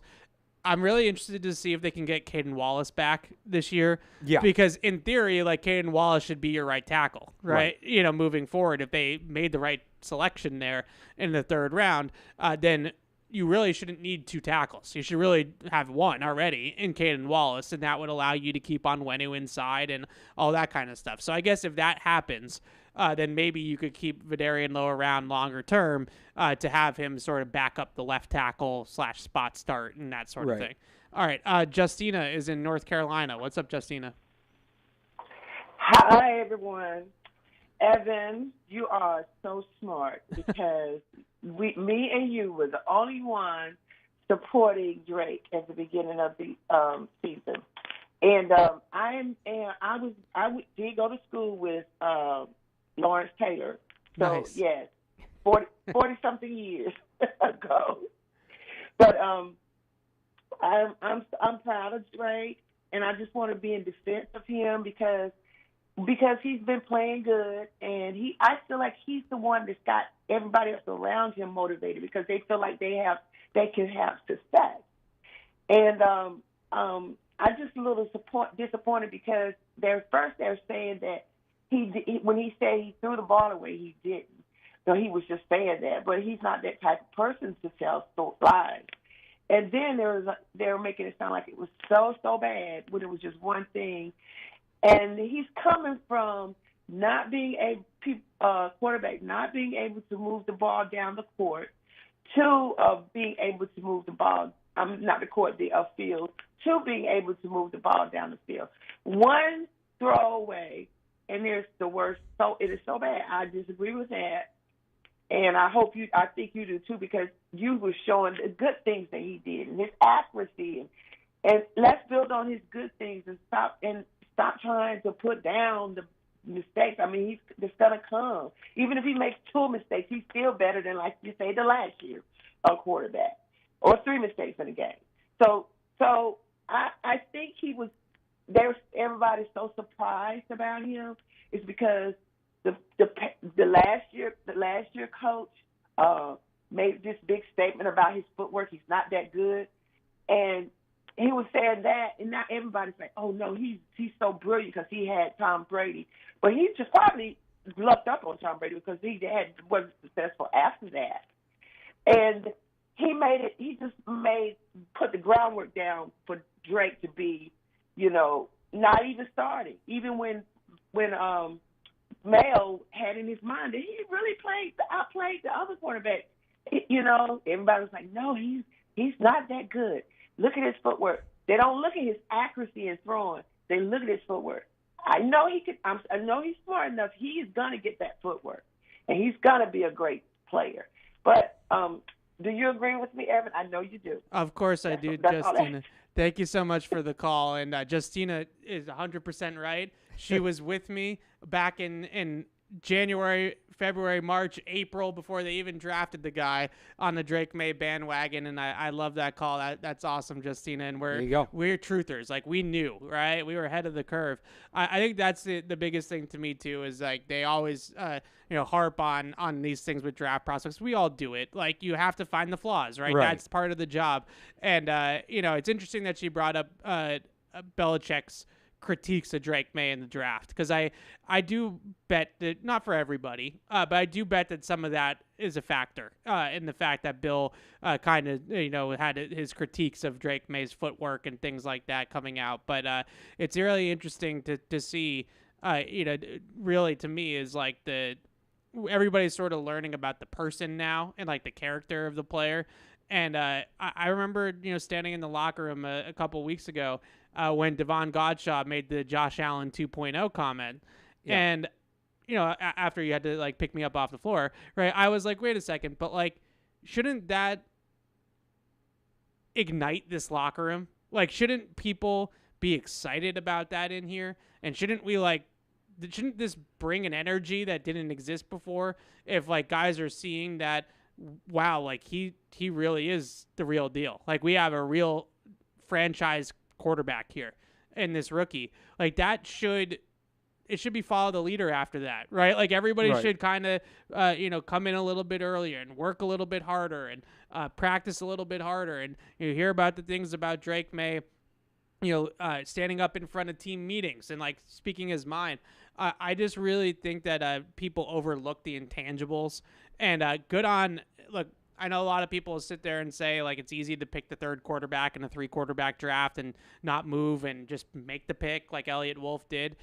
But one of the things that he said right after the draft when they made the pick on that Thursday night was talking about Drake Maye's intangibles and the family and how he was the youngest of 4 brothers, all athletes, and his father was an athlete, and just sort of all these different things about him, the person.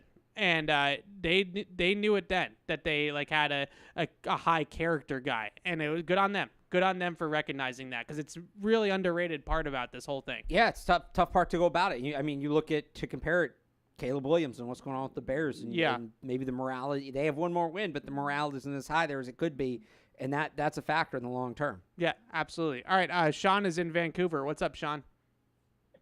Hey, it's not an age thing, Patty, or anyone else who remembers that he went to North Carolina State. But because I didn't know that, but I do know that Tippett went to Iowa. So I knew that. That's my bias. If you work here, you need to know that, Sean. That's like, that's one of those. Yeah, that makes sense. Now, Evan, I missed you in San Francisco, but I'm going to be in Miami next week, so I'm hoping I get to meet you down there. Absolutely. That's great.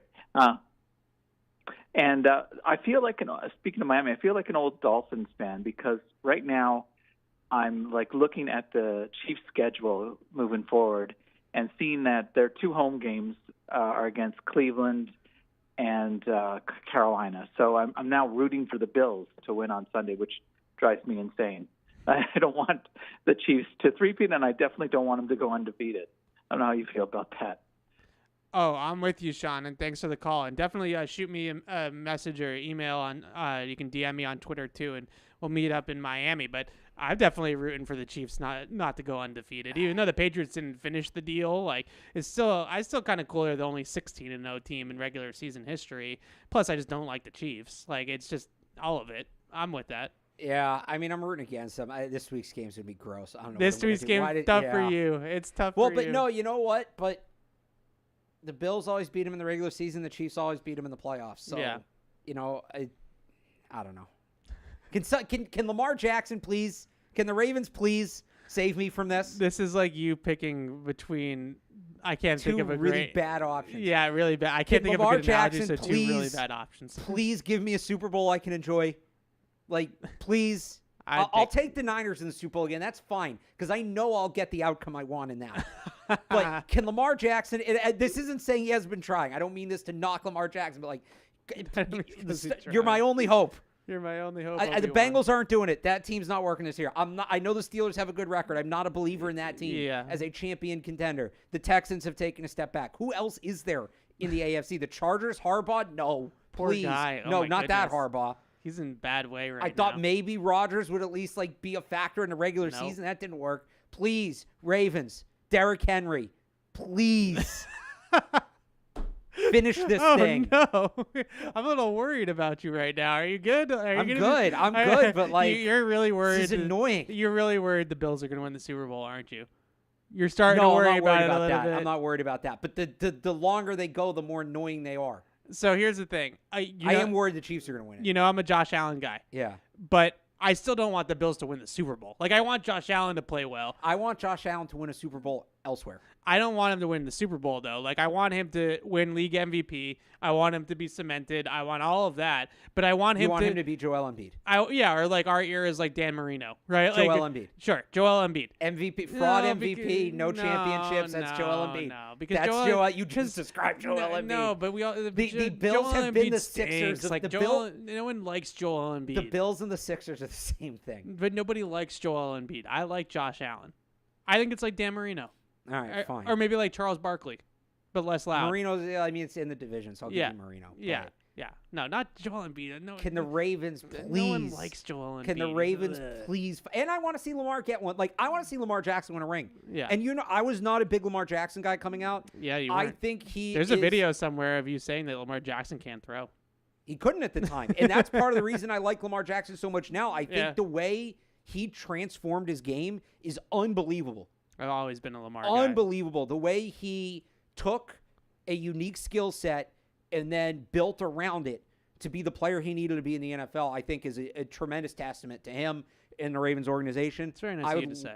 I would love to. I was out on Lamar. I've been a big Lamar Jackson guy for the last 2 to 3 years. I really, that 2021, 22 season, what was the year he just started going nuts throwing the ball? Well, in 19 he won MVP. In 19 he won MVP, but he still wasn't like the same passer. What was that year? They said like in the offseason, they were like Probably the year they hired Todd Monken. No, that was this year. That was 2 years ago. Okay, so then that's what it was. That they talked about he went in the offseason and redeveloped himself as a passer. And, you hear a lot of guys talk about doing that, and they don't do it. And he did it. And good for him. And I respect the Ravens organization too. Like, it's a good organization, and it would be cool to see Lamar get one. So I personally have always been a Lamar guy, as you know. Yeah. And it's totally different in terms of their skill set, so I'm not comparing them as players necessarily. But the things that Lamar was knocked for as a passer early on, it wasn't all that different between him and Drake Maye, because when I watched him in college at Louisville, like, he outside the numbers was iffy with him, but he at Louisville was a really, really good thrower in the middle of the field from day one. And won the Heisman Trophy with a lot of throws from the pocket, but the highlights are obviously just him running, and that's what gets all the attention, because that's what are all the highlight packages. But, like, if you go back and watch Lamar at Louisville, really, really good thrower between the numbers from the pocket. He's developed a lot outside the numbers, and I'm sure he's developed a lot mentally in the passing game. And there were some things with, like, he threw from a really narrow base and throwing platform at Louisville that he fixed to help drive the ball more consistently outside the numbers. But you go watch some of those throws that Lamar made at Louisville from the pocket. He could hit it. Like, he could really throw some darts. And that was another one where people were saying like, he can't throw, he's not going to be able to throw at the NFL level, yada, yada, yada. And, like, 2 years in, he's the league MVP. Well, the other thing is, and this is credit to Greg Roman, like, when he came in his rookie year for Flacco, he was running Joe Flacco's offense, which was dated at the time. Yeah. And then they bring in Roman and they start doing the Kaepernick Well, Roman was stuff. already there, and they kind of they kind of Roman. So they kind of developed it behind the scenes. Yeah. Is really what happened. Is they like sort of started to develop. Roman did a Lamar offense because they always knew they were going to Lamar eventually. Right, but do you remember like that playoff game his rookie year? They just had him like drop back passing. Like they were not using his legs at all, and it was like, well, this isn't going to work. They're trying to turn him into Joe Flacco. He's not Joe Flacco. Yeah. And then Roman overhauled it and brought in the Kaepernick stuff, the San Francisco stuff, and it worked. Yeah. It's an interesting foil to me with Lamar. Not even foil, like comparison with Lamar, because like I think his career trajectory. Now, obviously, the difference is that he wins MVP his second year, and I'm not ready to say that Drake Maye is going to win MVP. He had a much better team around him, and he's a better runner than Drake. Like, Drake's never going to be that kind of runner. No, but they said the same things about Lamar, that he wasn't going to be able to throw enough consistently from the pocket. I think some people still say it now, is why he's losing in the playoffs, is because he can't throw the ball from the pocket. He's losing the playoffs because they became so, it's kind of like the Bills. They became so reliant on his run game every year, they get to the end of the year and he's beat up and he's hurt and he couldn't do it. That's why I love the Derrick Henry acquisition. It's taken so much physicality off of Lamar's plate that I think you're going to see a guy that's in better shape that is much more physically ready to go when we get to January than we've ever seen with Lamar Jackson. Yeah. And maybe Derrick Henry at that point, it falls off because that's been his whole career, right? He gets crap beat out of him all year. And look, he's given out some body blows like running backs usually don't, but he's taken some shots as well. But, that was with Ryan Tannehill. Yeah. That was with Will Levis. Now it's Lamar Jackson who's rested, and you let Derrick Henry take the beating in the regular season, and now you get to truly unleash Lamar in the playoffs. That's why I liked the Ravens in the AFC this year, because I think that dynamic, it's super unique. You also just are obsessed with Derrick Henry. I mean, we're never going to see anything like Derrick Henry again. We never will. Oh, we will. He's Rob Gronkowski playing running back. We said we would never see anything again like the prime Patriots, and now the Chiefs are going on But three-peat. it's So like, it's wait, for a couple What? things. One, What? the Patriots What? had 20 years. 20 years. We're at what? 6 I said with the prime Chiefs? Patriots. I said, we never thought that we would see a team dominate the league. The Chiefs are 9-0 going on a three-peat. It's 6 years. It's 2 decades. It's different. It's also, we're never going to see Derrick Henry again because the way the running back position is viewed is different. Because they don't matter. Because of your freaking nerds. Yeah, the you're right. running back position yeah, is you different. mean the correct take on running backs. Derrick Henry is helping them win some games right now. Yeah. So is the run blocking. So is Lamar. Derrick Henry's helping them win some games right now. I'm just teasing. Derrick Henry's a good player. We will never see. We know that. Wait, 6'4", 250, I right? get it. All right. Like, Derrick again, Henry. he's Yeah, Rob run the damn Gronkowski ball. playing running back. Anyways, We will moving never on. see anything like Moving Derrick on, Henry because we're just talking a lot of Baltimore Ravens because I love Lamar. It's a football show. You've been adopted to the Lamar. Like I was born in the darkness. Like you're just kind of adopting it right now with Lamar Jackson. So I've been on this train for a few years. Okay, I remember. I didn't like him coming out. I didn't like him. I was wrong about that one. I once said, this ended up being my best take. I once said Lamar Jackson and Josh Allen are pretty much the same guy. The context in which I said it is not important. Oh God. Two bad takes from you there. All right. Is that wrong? Josh Allen and your Lamar Jackson and Josh Allen takes are not aging well, friend. They're not. You're kind of wrong in both camps. But am I wrong in saying Lamar Jackson, Josh Allen, same level of impact? I mean, MVP impact, yes. The context in which I said it is not important. Okay. Moving on to more pertinent things about the Patriots. We have some emails coming in. We'll get to those in a second, but I do want to talk some Rams because, I feel like we're almost there. We're almost there to the point where the games the Patriots play week to week actually matter, and that's a good feeling. I want to talk a little bit of Rams. I think the big thing with them, obviously, that everybody's pointing out this week is more than fair about their defensive line. It's a bad matchup in that regard. I do think they're still working through some things in the secondary, and if you can pass protect, that secondary can be had a little bit. Gerard Mayo kind of said that on Wednesday. Yeah, but he caught himself, but he said it. Their defensive line is legitimate, and you look at, I think it's fascinating, the whole F them pick strategy and then how they've sort of pivoted out of that in the last couple of years under Les Snead. And now Les Snead has drafted picks all over the place that are contributing, and especially early picks like Verse and Fisk and Byron Young and Kobe Turner and all these guys that were first, second round picks for the Rams all of a sudden are playing amazing football. Jared Verse is probably the defensive rookie of the year. So what do you see with this Rams defense, and how much does this matchup worry you on that side of the ball? Well, I mean, like you talked about, it's that front, and they can cause havoc. I think this is a game where, and we already spent a lot of time on this, but it's as important as ever. You get those same 5, and Gerard Mayo said when he was asked about it on Wednesday, he's like, it'd be fantastic if we can have the same 5, and that's their expectation. Because they're quick. And it's not just that they are quick players individually. They do a lot of subtle things quickly, and this is a team that we know has had trouble with line games this year. You got to be on the same page with everybody around you. And that's Drake Maye, too. And, there's going to be more for him to recognize, I think, up front than there's been in other games. The Titans' defense is obviously nuts. We talked about that. Yeah. But continuity is key this week up front. I think this is a week where, the last couple weeks I was just yelling about keeping the same group because I think it's better big picture. This is a game where specifically I think that factors in. Yeah, it's a really tough group to block because they do a lot of things schematically too. There's a lot of movement in their pass rush package. And Chris Schuler, their defensive coordinator, yes, that is Don Shula's grandson, by the way. They're talking about that on Monday Night Football. Yeah, is now the defensive coordinator for the Rams. And interesting just background with Chris Shula. Obviously, his grandfather is the Don Shula. His father, David Shula, also coached in the NFL and was a head coach in the league.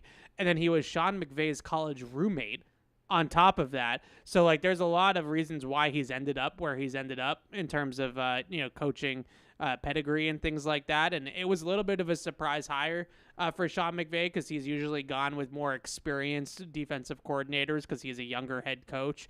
Wade Phillips and Raheem Morris and, like, guys that have just been around the block and done it. But now that McVay is 8 years into this thing, he probably felt a little bit more confident going with the more up-and-coming coordinator, and Chris Shula runs a very exotic pressure package. Like, they spin the dial a lot, do a lot of the stuff that I get all hot and bothered about, creepers and sim pressures, and we're going to drop this guy, we're going to rush that guy, and you're not going to be able to sort it through. And then you put out the fact that they also have really good talent on the defensive line, and you have probably the best front in football right now besides maybe Houston's. It's like Rams and Houston are neck and neck in pretty much everything. Well, they have the linebackers too. Like, I think they're like the defensive line might be better in Houston. The Rams, I think, have the better linebacker. They play into this. Like, again, we're talking about the front and yeah. So this is a big week to me on the offensive side for Drake Maye with two things. Answers to pressure. Like, there's going to be some free runners every once in a while. There's going to be some chess match stuff that him and Ben Brown before the snap are going to have to sort out. Which way are we sliding? Where are we hot? Where are we? Where's the pressure coming from? Like, those types of things are going to be big this week. And I put a lot of that emphasis on the players, but also on Alex Van Pelt. Like, this is a week where you have to call plays around pressure. Like, you can't just call plays to call plays this week. Like, you have to have a purpose to the play calls that you're calling to make sure that you're giving Drake Maye answers and quick answers to the pressure that's coming at him. It's not just that, left guard is going to lose to Fisk here. It's also the way that they go about pressuring quarterbacks that's very exotic. So you can't just send him out there on a 7-step drop with nothing underneath and expect him to just sit back there for 3.5 seconds and make a throw. That's not going to happen this week. So it's not just screens and stuff. It's also just, finding out where the pressure is coming from and how to beat it. Big, throw at the blitz week this week. Like, if they're going to blitz, throw right at it. Like, those are some of the weaknesses. Replace the blitz. Yeah, that you see in this Rams defensive scheme. And then the last thing with Drake, as much as we sit here, and I said it earlier, so I know I'm kind of contradicting myself about him leaving the pocket. Like, this is sort of a week where I think his legs need to be a factor. You are undermanned in the trenches. Like, they have a better front than you have blockers. Like, that's just a fact. And Tua extended a few plays on Monday night, and Tua's not necessarily mobile like Drake is. And, I think that can help. Like, that can help this week. If you feel pressure, get out of there. Get yourself out on the perimeter, see if you can make a throw, see if you can run, or as Alex Van Pelt likes to say, throw it to the tuba player, right? Like, that. This is a big week for avoiding catastrophe. Like, avoid negative plays, avoid strip sacks, avoid big tackles for loss, and just keep the offense at least somewhat on schedule. So that's the Rams defense. But I want to talk a little bit about this Rams offense too. Do you have anything else to add about the defense? I just think it was funny to hear Mayo talk and kind of Van Pelt today both kind of acknowledge, like, yeah, if we can put their secondary in play, we're going to have an advantage. Yeah. So they clearly, I would expect them to throw the ball a good amount in this game. I don't think running on this front is just as hard. No, so I don't think you're going to see that Tennessee game plan. I think you're going to see them go back up to 35, 40 passes and push the ball too, not like screens. I think they're going to kind of put it on this offensive line. Can we get 3.5 seconds and throw the ball down the field? Yeah, if you're going to do that, then I don't sit there and stare at it, Drake. Get running around. Easier said than done. Move yourself around, kid. And then the other thing I would say, going over to the other side of the ball, I have a little bit of a spicy take about the Rams. All right, a little bit of a spicy take. I don't watch their offense and see a ton of team speed or a ton of dynamic man coverage beaters. They're not very fast. I kind of feel like Cooper Kupp is teetering on. This is not a hot take. Unwashed. Or are we on washed watch with Cooper Kupp. I think we're there. I think saying he's not washed would be the hot take. Okay. I mean, don't know. he's 31 years old. Most wide receivers fall off hard at the age of 30, statistically. I mean, he's been okay this year. He's caught 41 passes in 5 games, but got a lot of injuries too that have started to pile up on him. That's really not a hot take. Okay, so I look at Cooper Kupp, and in the past, like playing man-to-man against the Rams used to be tough because Cooper Kupp was uncoverable single coverage, right? Like if you singled Cooper Kupp in man-to-man, you were going to get torched. I don't necessarily see that level from Cooper Kupp anymore. He made that terrific catch against Miami on the one-handed catch on the sideline, but the coverage was perfect. It was just a great catch, like it's not like he beat the guy clean or anything like that. So I look at that with Kupp. I look at Nakua, really, really dynamic yak receiver. Like tackling him, I could see being an issue in man-to-man if you put like a Jonathan or Marcus Jones on him. That I could see potentially being a concern. But he's one of those guys to me that I think is a real product of this Sean McVay scheme.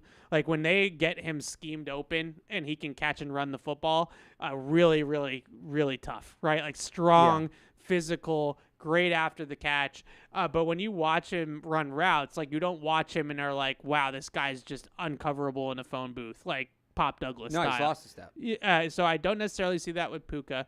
Demarcus Robinson, I think, is another one of the same guys. Physical, good at the catch point, can box people out, can win over the shoulder, but he's not running by anybody. Like he's not scaring you down the field. And you have Tutu Atwell, who's like a Pop Douglas type of receiver, right? Who's quick and shifty and's got some speed, but has his issues with size and that sort of thing. So long way to tell a short story. I just don't look at this Rams offense and see that this is a group that they can't man up against. Like I think the Patriots can play man coverage against this Rams team. I think they will play man coverage.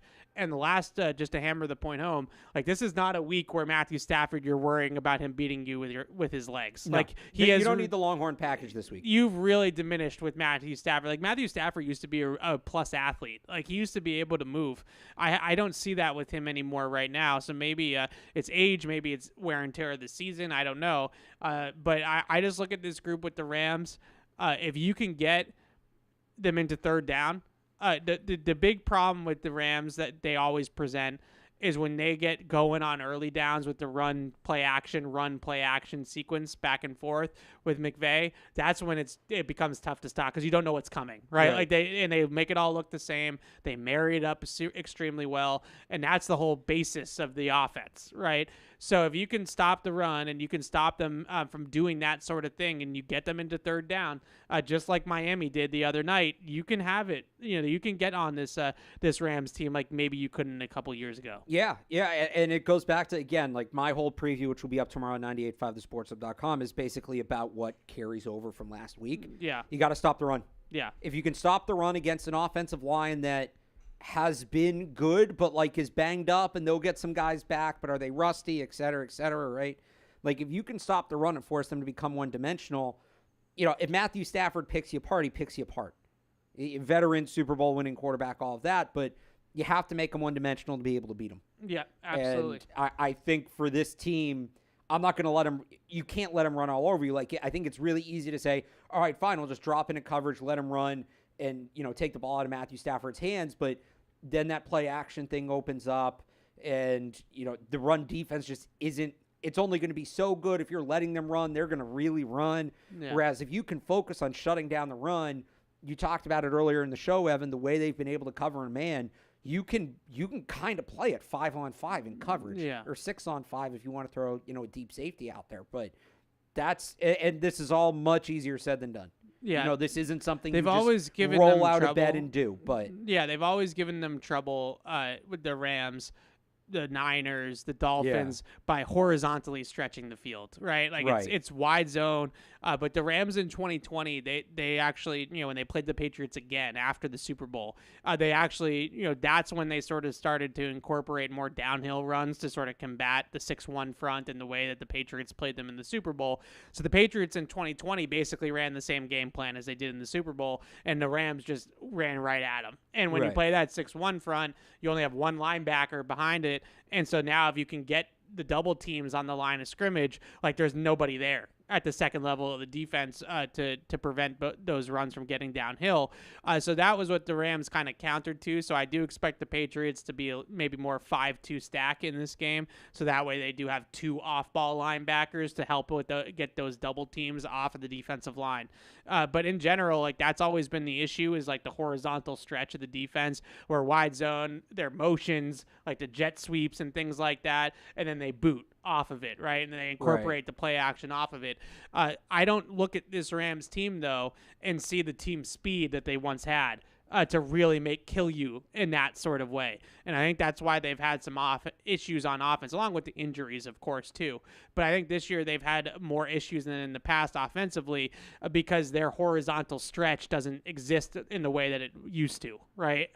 When I watched that game last week, and I watch the Rams defense against the Dolphins offense, I look at the Dolphins offense and I'm like, okay, like there's the horizontal stretch, right? It's A-Chain, it's Tyreek Hill, it's Jalen Waddle. Like these guys can fly. Malik Washington, he can fly too. Add them all to the list. Wright from Tennessee, the back that they drafted, he can fly too. And that's how that system is really at its best. So this week it's big. It's a big stop the run week. You got to get them into third down. You got to get them into down and distances where you force their guys to go up against man coverage and beat them. And that was what Miami was able to do, and that's why they were successful. So I do think that this is a game where the Patriots defense, they're not going to hold them to 3 points. They're not going to completely shut them down like they did with the Bears. But I don't necessarily expect the Rams to be scoring 30 points on Sunday either. No, I think it's going to be a low-scoring game. All right, cool. Let's end it with some of these emails. And we have one more phone call, but we have a lot of emails, as you would expect, Alex, about the draft and off-season stuff, of course. But let's take Jasper in Somerville first. What's up, Jasper? What's up? Hey, guys. Thanks for the show. I just wanted to join in on the chorus of how exciting the mic'd up was. It's almost more exciting to me than, like, all the big-time throws, all the quarterback stuff he's doing. It's like the throws, he's doing quarterback stuff, watching him in the mic'd up, it's like that's a quarterback. You know what I mean? He's doing the stuff on the field, but then has that energy. Like he feels almost typecast for it. It's perfect. So that's really exciting. And I just have a draft question. Let's say we're in kind of a best player available situation, maybe like late in the like 8 or 10 or something. And we draft Mason Graham, the defensive tackle in Michigan. How do you think he would integrate with the defense, and would that be something you would be into? Thanks so much, guys. Thanks, Jasper. Thanks for the call. And, I haven't, I say to all these questions this time of year, I haven't done any sort of deep dive into the draft. I know who Mason Graham is. Okay. I know he's a top 10 prospect in this draft. I know that there's a couple of defensive linemen that are top prospects in this draft. And I am willing to have the conversation about drafting defense. Like, I'm not there. I still believe there are 2 biggest needs going into this offseason are tackle and receiver. I think we all do. But at the same time, I think there's something to be said when you don't need a quarterback from just simply taking the best player on the board. There's something to be said for that. Don't reach on a need. Take the best player available. Sure. First off, on the first point, though, because as it relates to the draft, like the Drake Maye mic'd up, we talk about this all the time. That's the thing you can't scout. Yeah. They go into the teams, like we can't externally. Yeah. They go into the meetings and they talk, and even them to an extent, like they're in a very, they're in the meeting room, they're talking about it, the guys are aware of what's going on, all of that. Like you don't really see that until you see it. On Mason Graham, I'm with you on like taking defense. I'd rather take a rusher off the edge, a true pass rusher if they're going to go defense. I would also say if they're in a spot to take Graham as the best player available, I actually think the people who didn't like Bill's strategy are going to roll their eyes at this. But if that's the way you want to go about it, trade down, get an extra first-round pick, take Deion Walker from Kentucky. Yeah. Just as much. He's not as good of a run defender as Graham. They're both really good at getting after the quarterback. But Walker's a freak. Walker's a freak athlete. And so the other thing is, if you do that, you're basically committing to running a 4-3 base. And if you're taking that guy that high, and right, whether it's Graham, whether it's Walker. Like in theory, you could play 3-4 end. He could, but like you're committing to keep him and Barmore both have to be on the field a Right. lot. Right. And you're kind of limiting some of the packages you're going to be able to run defensively. But, I mean, would I be upset if they took Mason Graham? Not necessarily. But if that's kind of the direction it's trending, I'd move down and take Walker and see what else I can get, because you could get a haul for that pick. I mean, Mason Graham's going to go, he said like 8. That might even be low. Yeah. You're going to get a haul for that pick. You're going to get multiple future first-round picks. At that point, I'm moving down, and if it's like, hey, I want to tackle, I'd take Deion Walker. So I'm with you that I would, if we're going to do defense, I can hear, if you want to give, who's the kid from Michigan that plays corner? Oh, he's had a rough year, Will Johnson. Okay, Will Johnson. That might be one of those things where it's like he was clearly the number one corner, and he was just like coasting. Yeah, Will Johnson. If you're Travis Hunter, the cornerback, not the receiver. Like it's sounding more and more like he's going to play receiver in the league. Yeah, but. So that's no fly zone territory, right? And Okay. That either one of those guys in Gonzalez would be. Yeah. Yeah. Edge rusher to me would be the biggest one though, because you're gonna have moving forward. You're gonna have Barmore. Yeah. You're gonna have Keon White. Yeah. Somewhere on interior. Like I know he stands up a little bit and plays the edge a little bit, but we're talking about an interior player. Can you for get the a most true part. stand up outside rusher? Yeah, a true just Matthew Judon replacement. So, right, okay. like an actual Judon, not a other D tackle. I have a take in progress for you. Oh, well, okay. it's kind of a couple takes. So it's a half-baked take. How much did you watch the Penn State-Ohio State game? I think you did say you watched a little bit of that. A little bit. So Abdul Carter had that monster game. Yeah. Where are you with Penn State edge guys? Because it's kind of becoming this thing that they've had a lot of guys come to the league. Micah, yeah. And outside of Micah Parsons, it's more like Chop Robinson kicking on the field in Miami and He had a was the other sack. guy I think he's had a ago? couple games with a sack now. Okay. Chop Robinson, but Chop Robinson, I've always thought of like as like a Josh Uche type, who's more just like a finesse screamer. Abdul Carter, same thing. James Pierce is sort of in a weird spot. Yeah. So there's a guy. Who's the other guy I kind of liked that got drafted on day 2 a couple years ago? Penn State. I think that's what I'm thinking. But there's a guy at Georgia named Michael Williams. Yeah. Mykel. If you're gonna look him up. Okay. Doesn't spell Michael. Mykel. Non-normal Michael. So remember, like 3 weeks ago. I got a bunch. You probably got some tweets about Kelvin Banks isn't it, blah, blah, blah. Yeah. That's because Michael Williams went to town. Michael Williams, top 10 pick, just like Kelvin Banks. And the Patriots are going to go into this process. They're probably doing it already, but you get what I'm saying, right? Yeah. And we know they're going to take a long look at Kelvin Banks. They were at that Texas-Michigan game. They're going to take a long look at Kelvin Banks. Absolutely, as they should. They are going to see Michael Williams take over against Kelvin Banks. That's the guy if they're going to look at defense, because if they're high on Kelvin Banks, they're probably also going to be high on the guy that gave him, was a pain in his ass. Yeah. So Michael Williams from Georgia, and big game for Georgia this week against Tennessee. So you want to watch him in the spotlight. Here you go. Michael Williams from Georgia is the guy to know. If they're going to go edge, I think that's the guy. I want to pull up his stats because they were. Okay. We have. You can tell I got excited about that take. I could tell. We have a few more minutes, and I'm gonna try to do something that we're terrible at. I'm just gonna warn everybody off the top right now that we're terrible at this. Rapid fire. We're gonna try to be rapid fire about this. This is the worst thing that we do.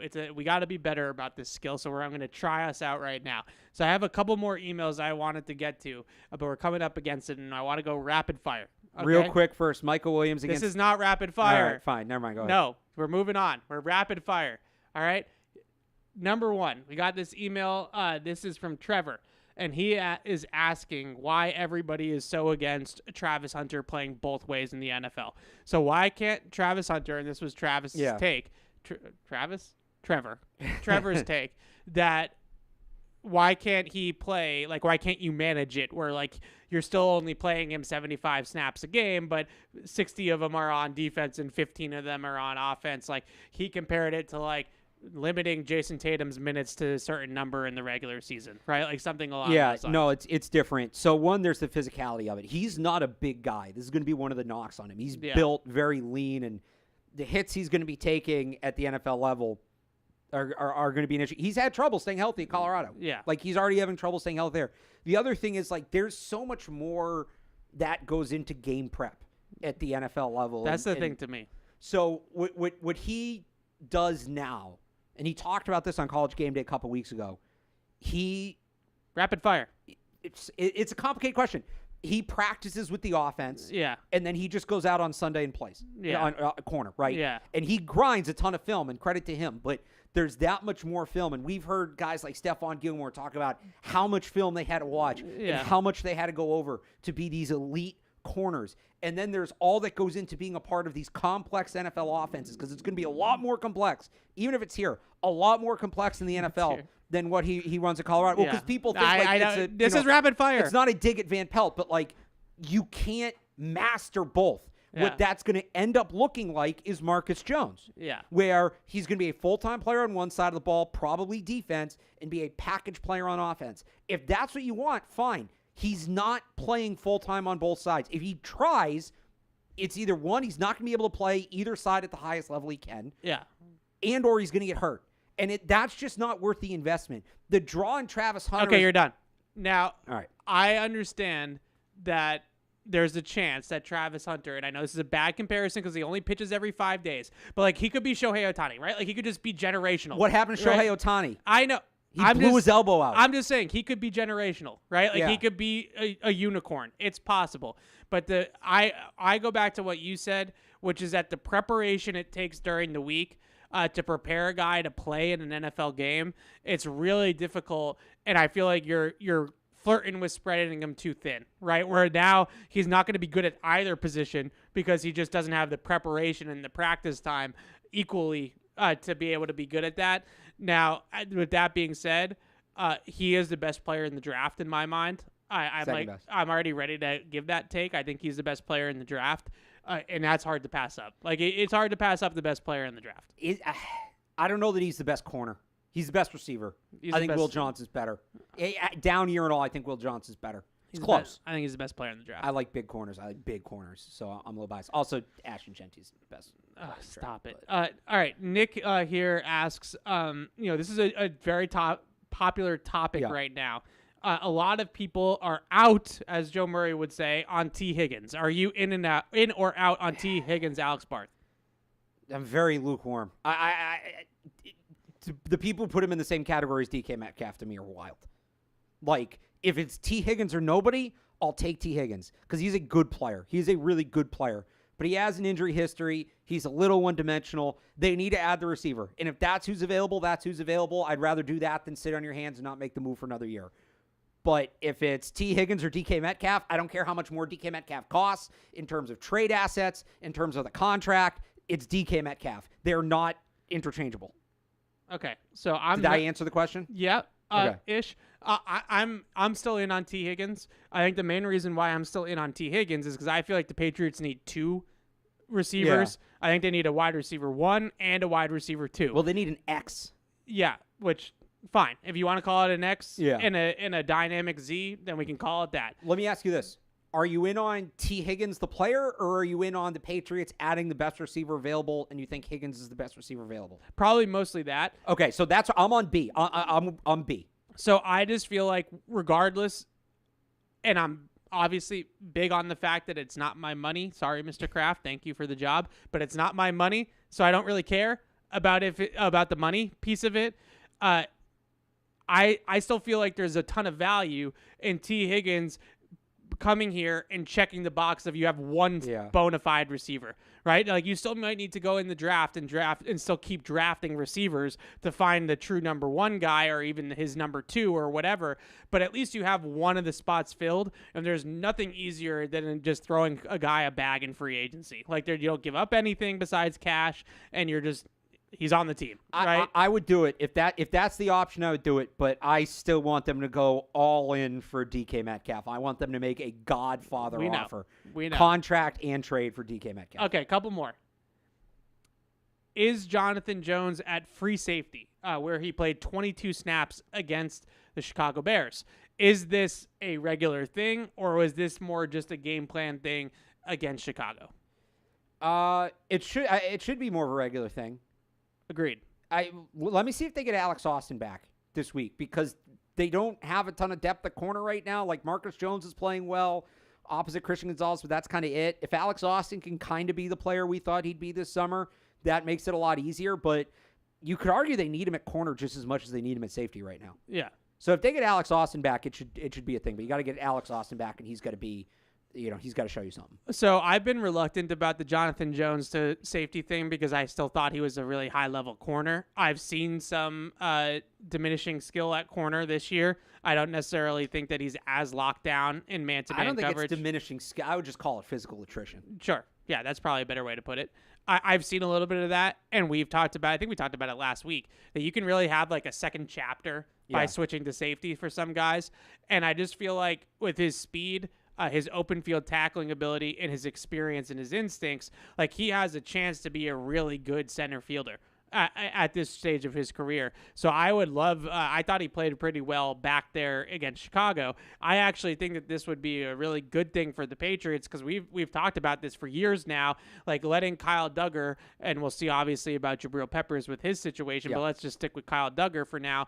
And Mapu a little bit too. Throw Marte Mapu in there. Del Pettis even I think is truly more of a box slot safety than he is an up top guy. If Jonathan Jones, like he did last week, allows those guys to go out and do what they do best, then it kind of helps fit the puzzle together. So I'm in on Jonathan Jones at free safety. All right, second to last one. This email, Carmine, says that he is in on the Patriots adding a wide receiver this offseason, and he has a list, and we have to pick the one that we want the most. Wait, say that again? He wants a wide receiver, as everybody else does. He's in on them getting a wide receiver this offseason at all costs. Okay. So he said he's a CLNS listener back in the day, by the way, too. All right, good stuff. So this is his list of we have to take one. Okay. DK Metcalf. He's the first name on the list. There's my answer. So I'm going to look real dumb if Justin Jefferson's on there. DK Metcalf. Yeah. Prime Jerry Rice. No, just kidding. Kyle Pitts. He puts Jamar Chase on this list, which I don't think is happening. So I'm going to replace Jamar Chase with T. Higgins. Okay. Well, those are two very different. I might rather have Chase than Metcalf. Well, obviously, everyone would rather have Chase than Metcalf. That's not really. I screwed myself. I said DK Metcalf. He's not not going. The answers. Jamar Chase isn't going anywhere. He did that just screw with me. DK Metcalf, Kyle Pitts, T. Higgins, and this last name is kind of interesting because I think it's not as pie in the sky as some of these other ones. Christian Watson from the Green Bay Packers. Which one? I mean Metcalf. Watson is like injury issues, and he does have soft issues. Is he a Tuesday morning player? Is he a Tuesday meeting player? He's a good receiver, but is he a Tuesday meeting player? I don't know if he's a Tuesday meeting player. Yeah, that's what I want. I want Tuesday meeting player. No, he's not a Tuesday meeting player, but obviously he has the Green Bay tie and the Elliott Wolf tie and all that kind of stuff. If you're trying to build like what Green Bay, frankly, has built, where it's like a bunch of number twos and that kind of adds up to a number one, then Christian Watson's a guy, right? Like that's a guy that can contribute to that sort of thing. What I feel like if they traded for Christian Watson, is a free agent, by the way, I believe, if they traded for Christian Watson, would I feel like they checked off the number two receiver box? Yes. I would feel like they would have a number two receiver. They got to go get that dude, though, I think, this year, maximize on Drake Maye's rookie contract. They get both. Yeah. But I want to see him go get the dude this year. Agreed. All right. Last one. Yeah. Are you, and this is from Kyle, are you at all worried that most of the explosive plays from the offense are Drake Maye making a play? Out of script, right? Like, him running or him just doing something off platform or whatever. So basically, are you worried that too many of the big plays are Drake Maye centric?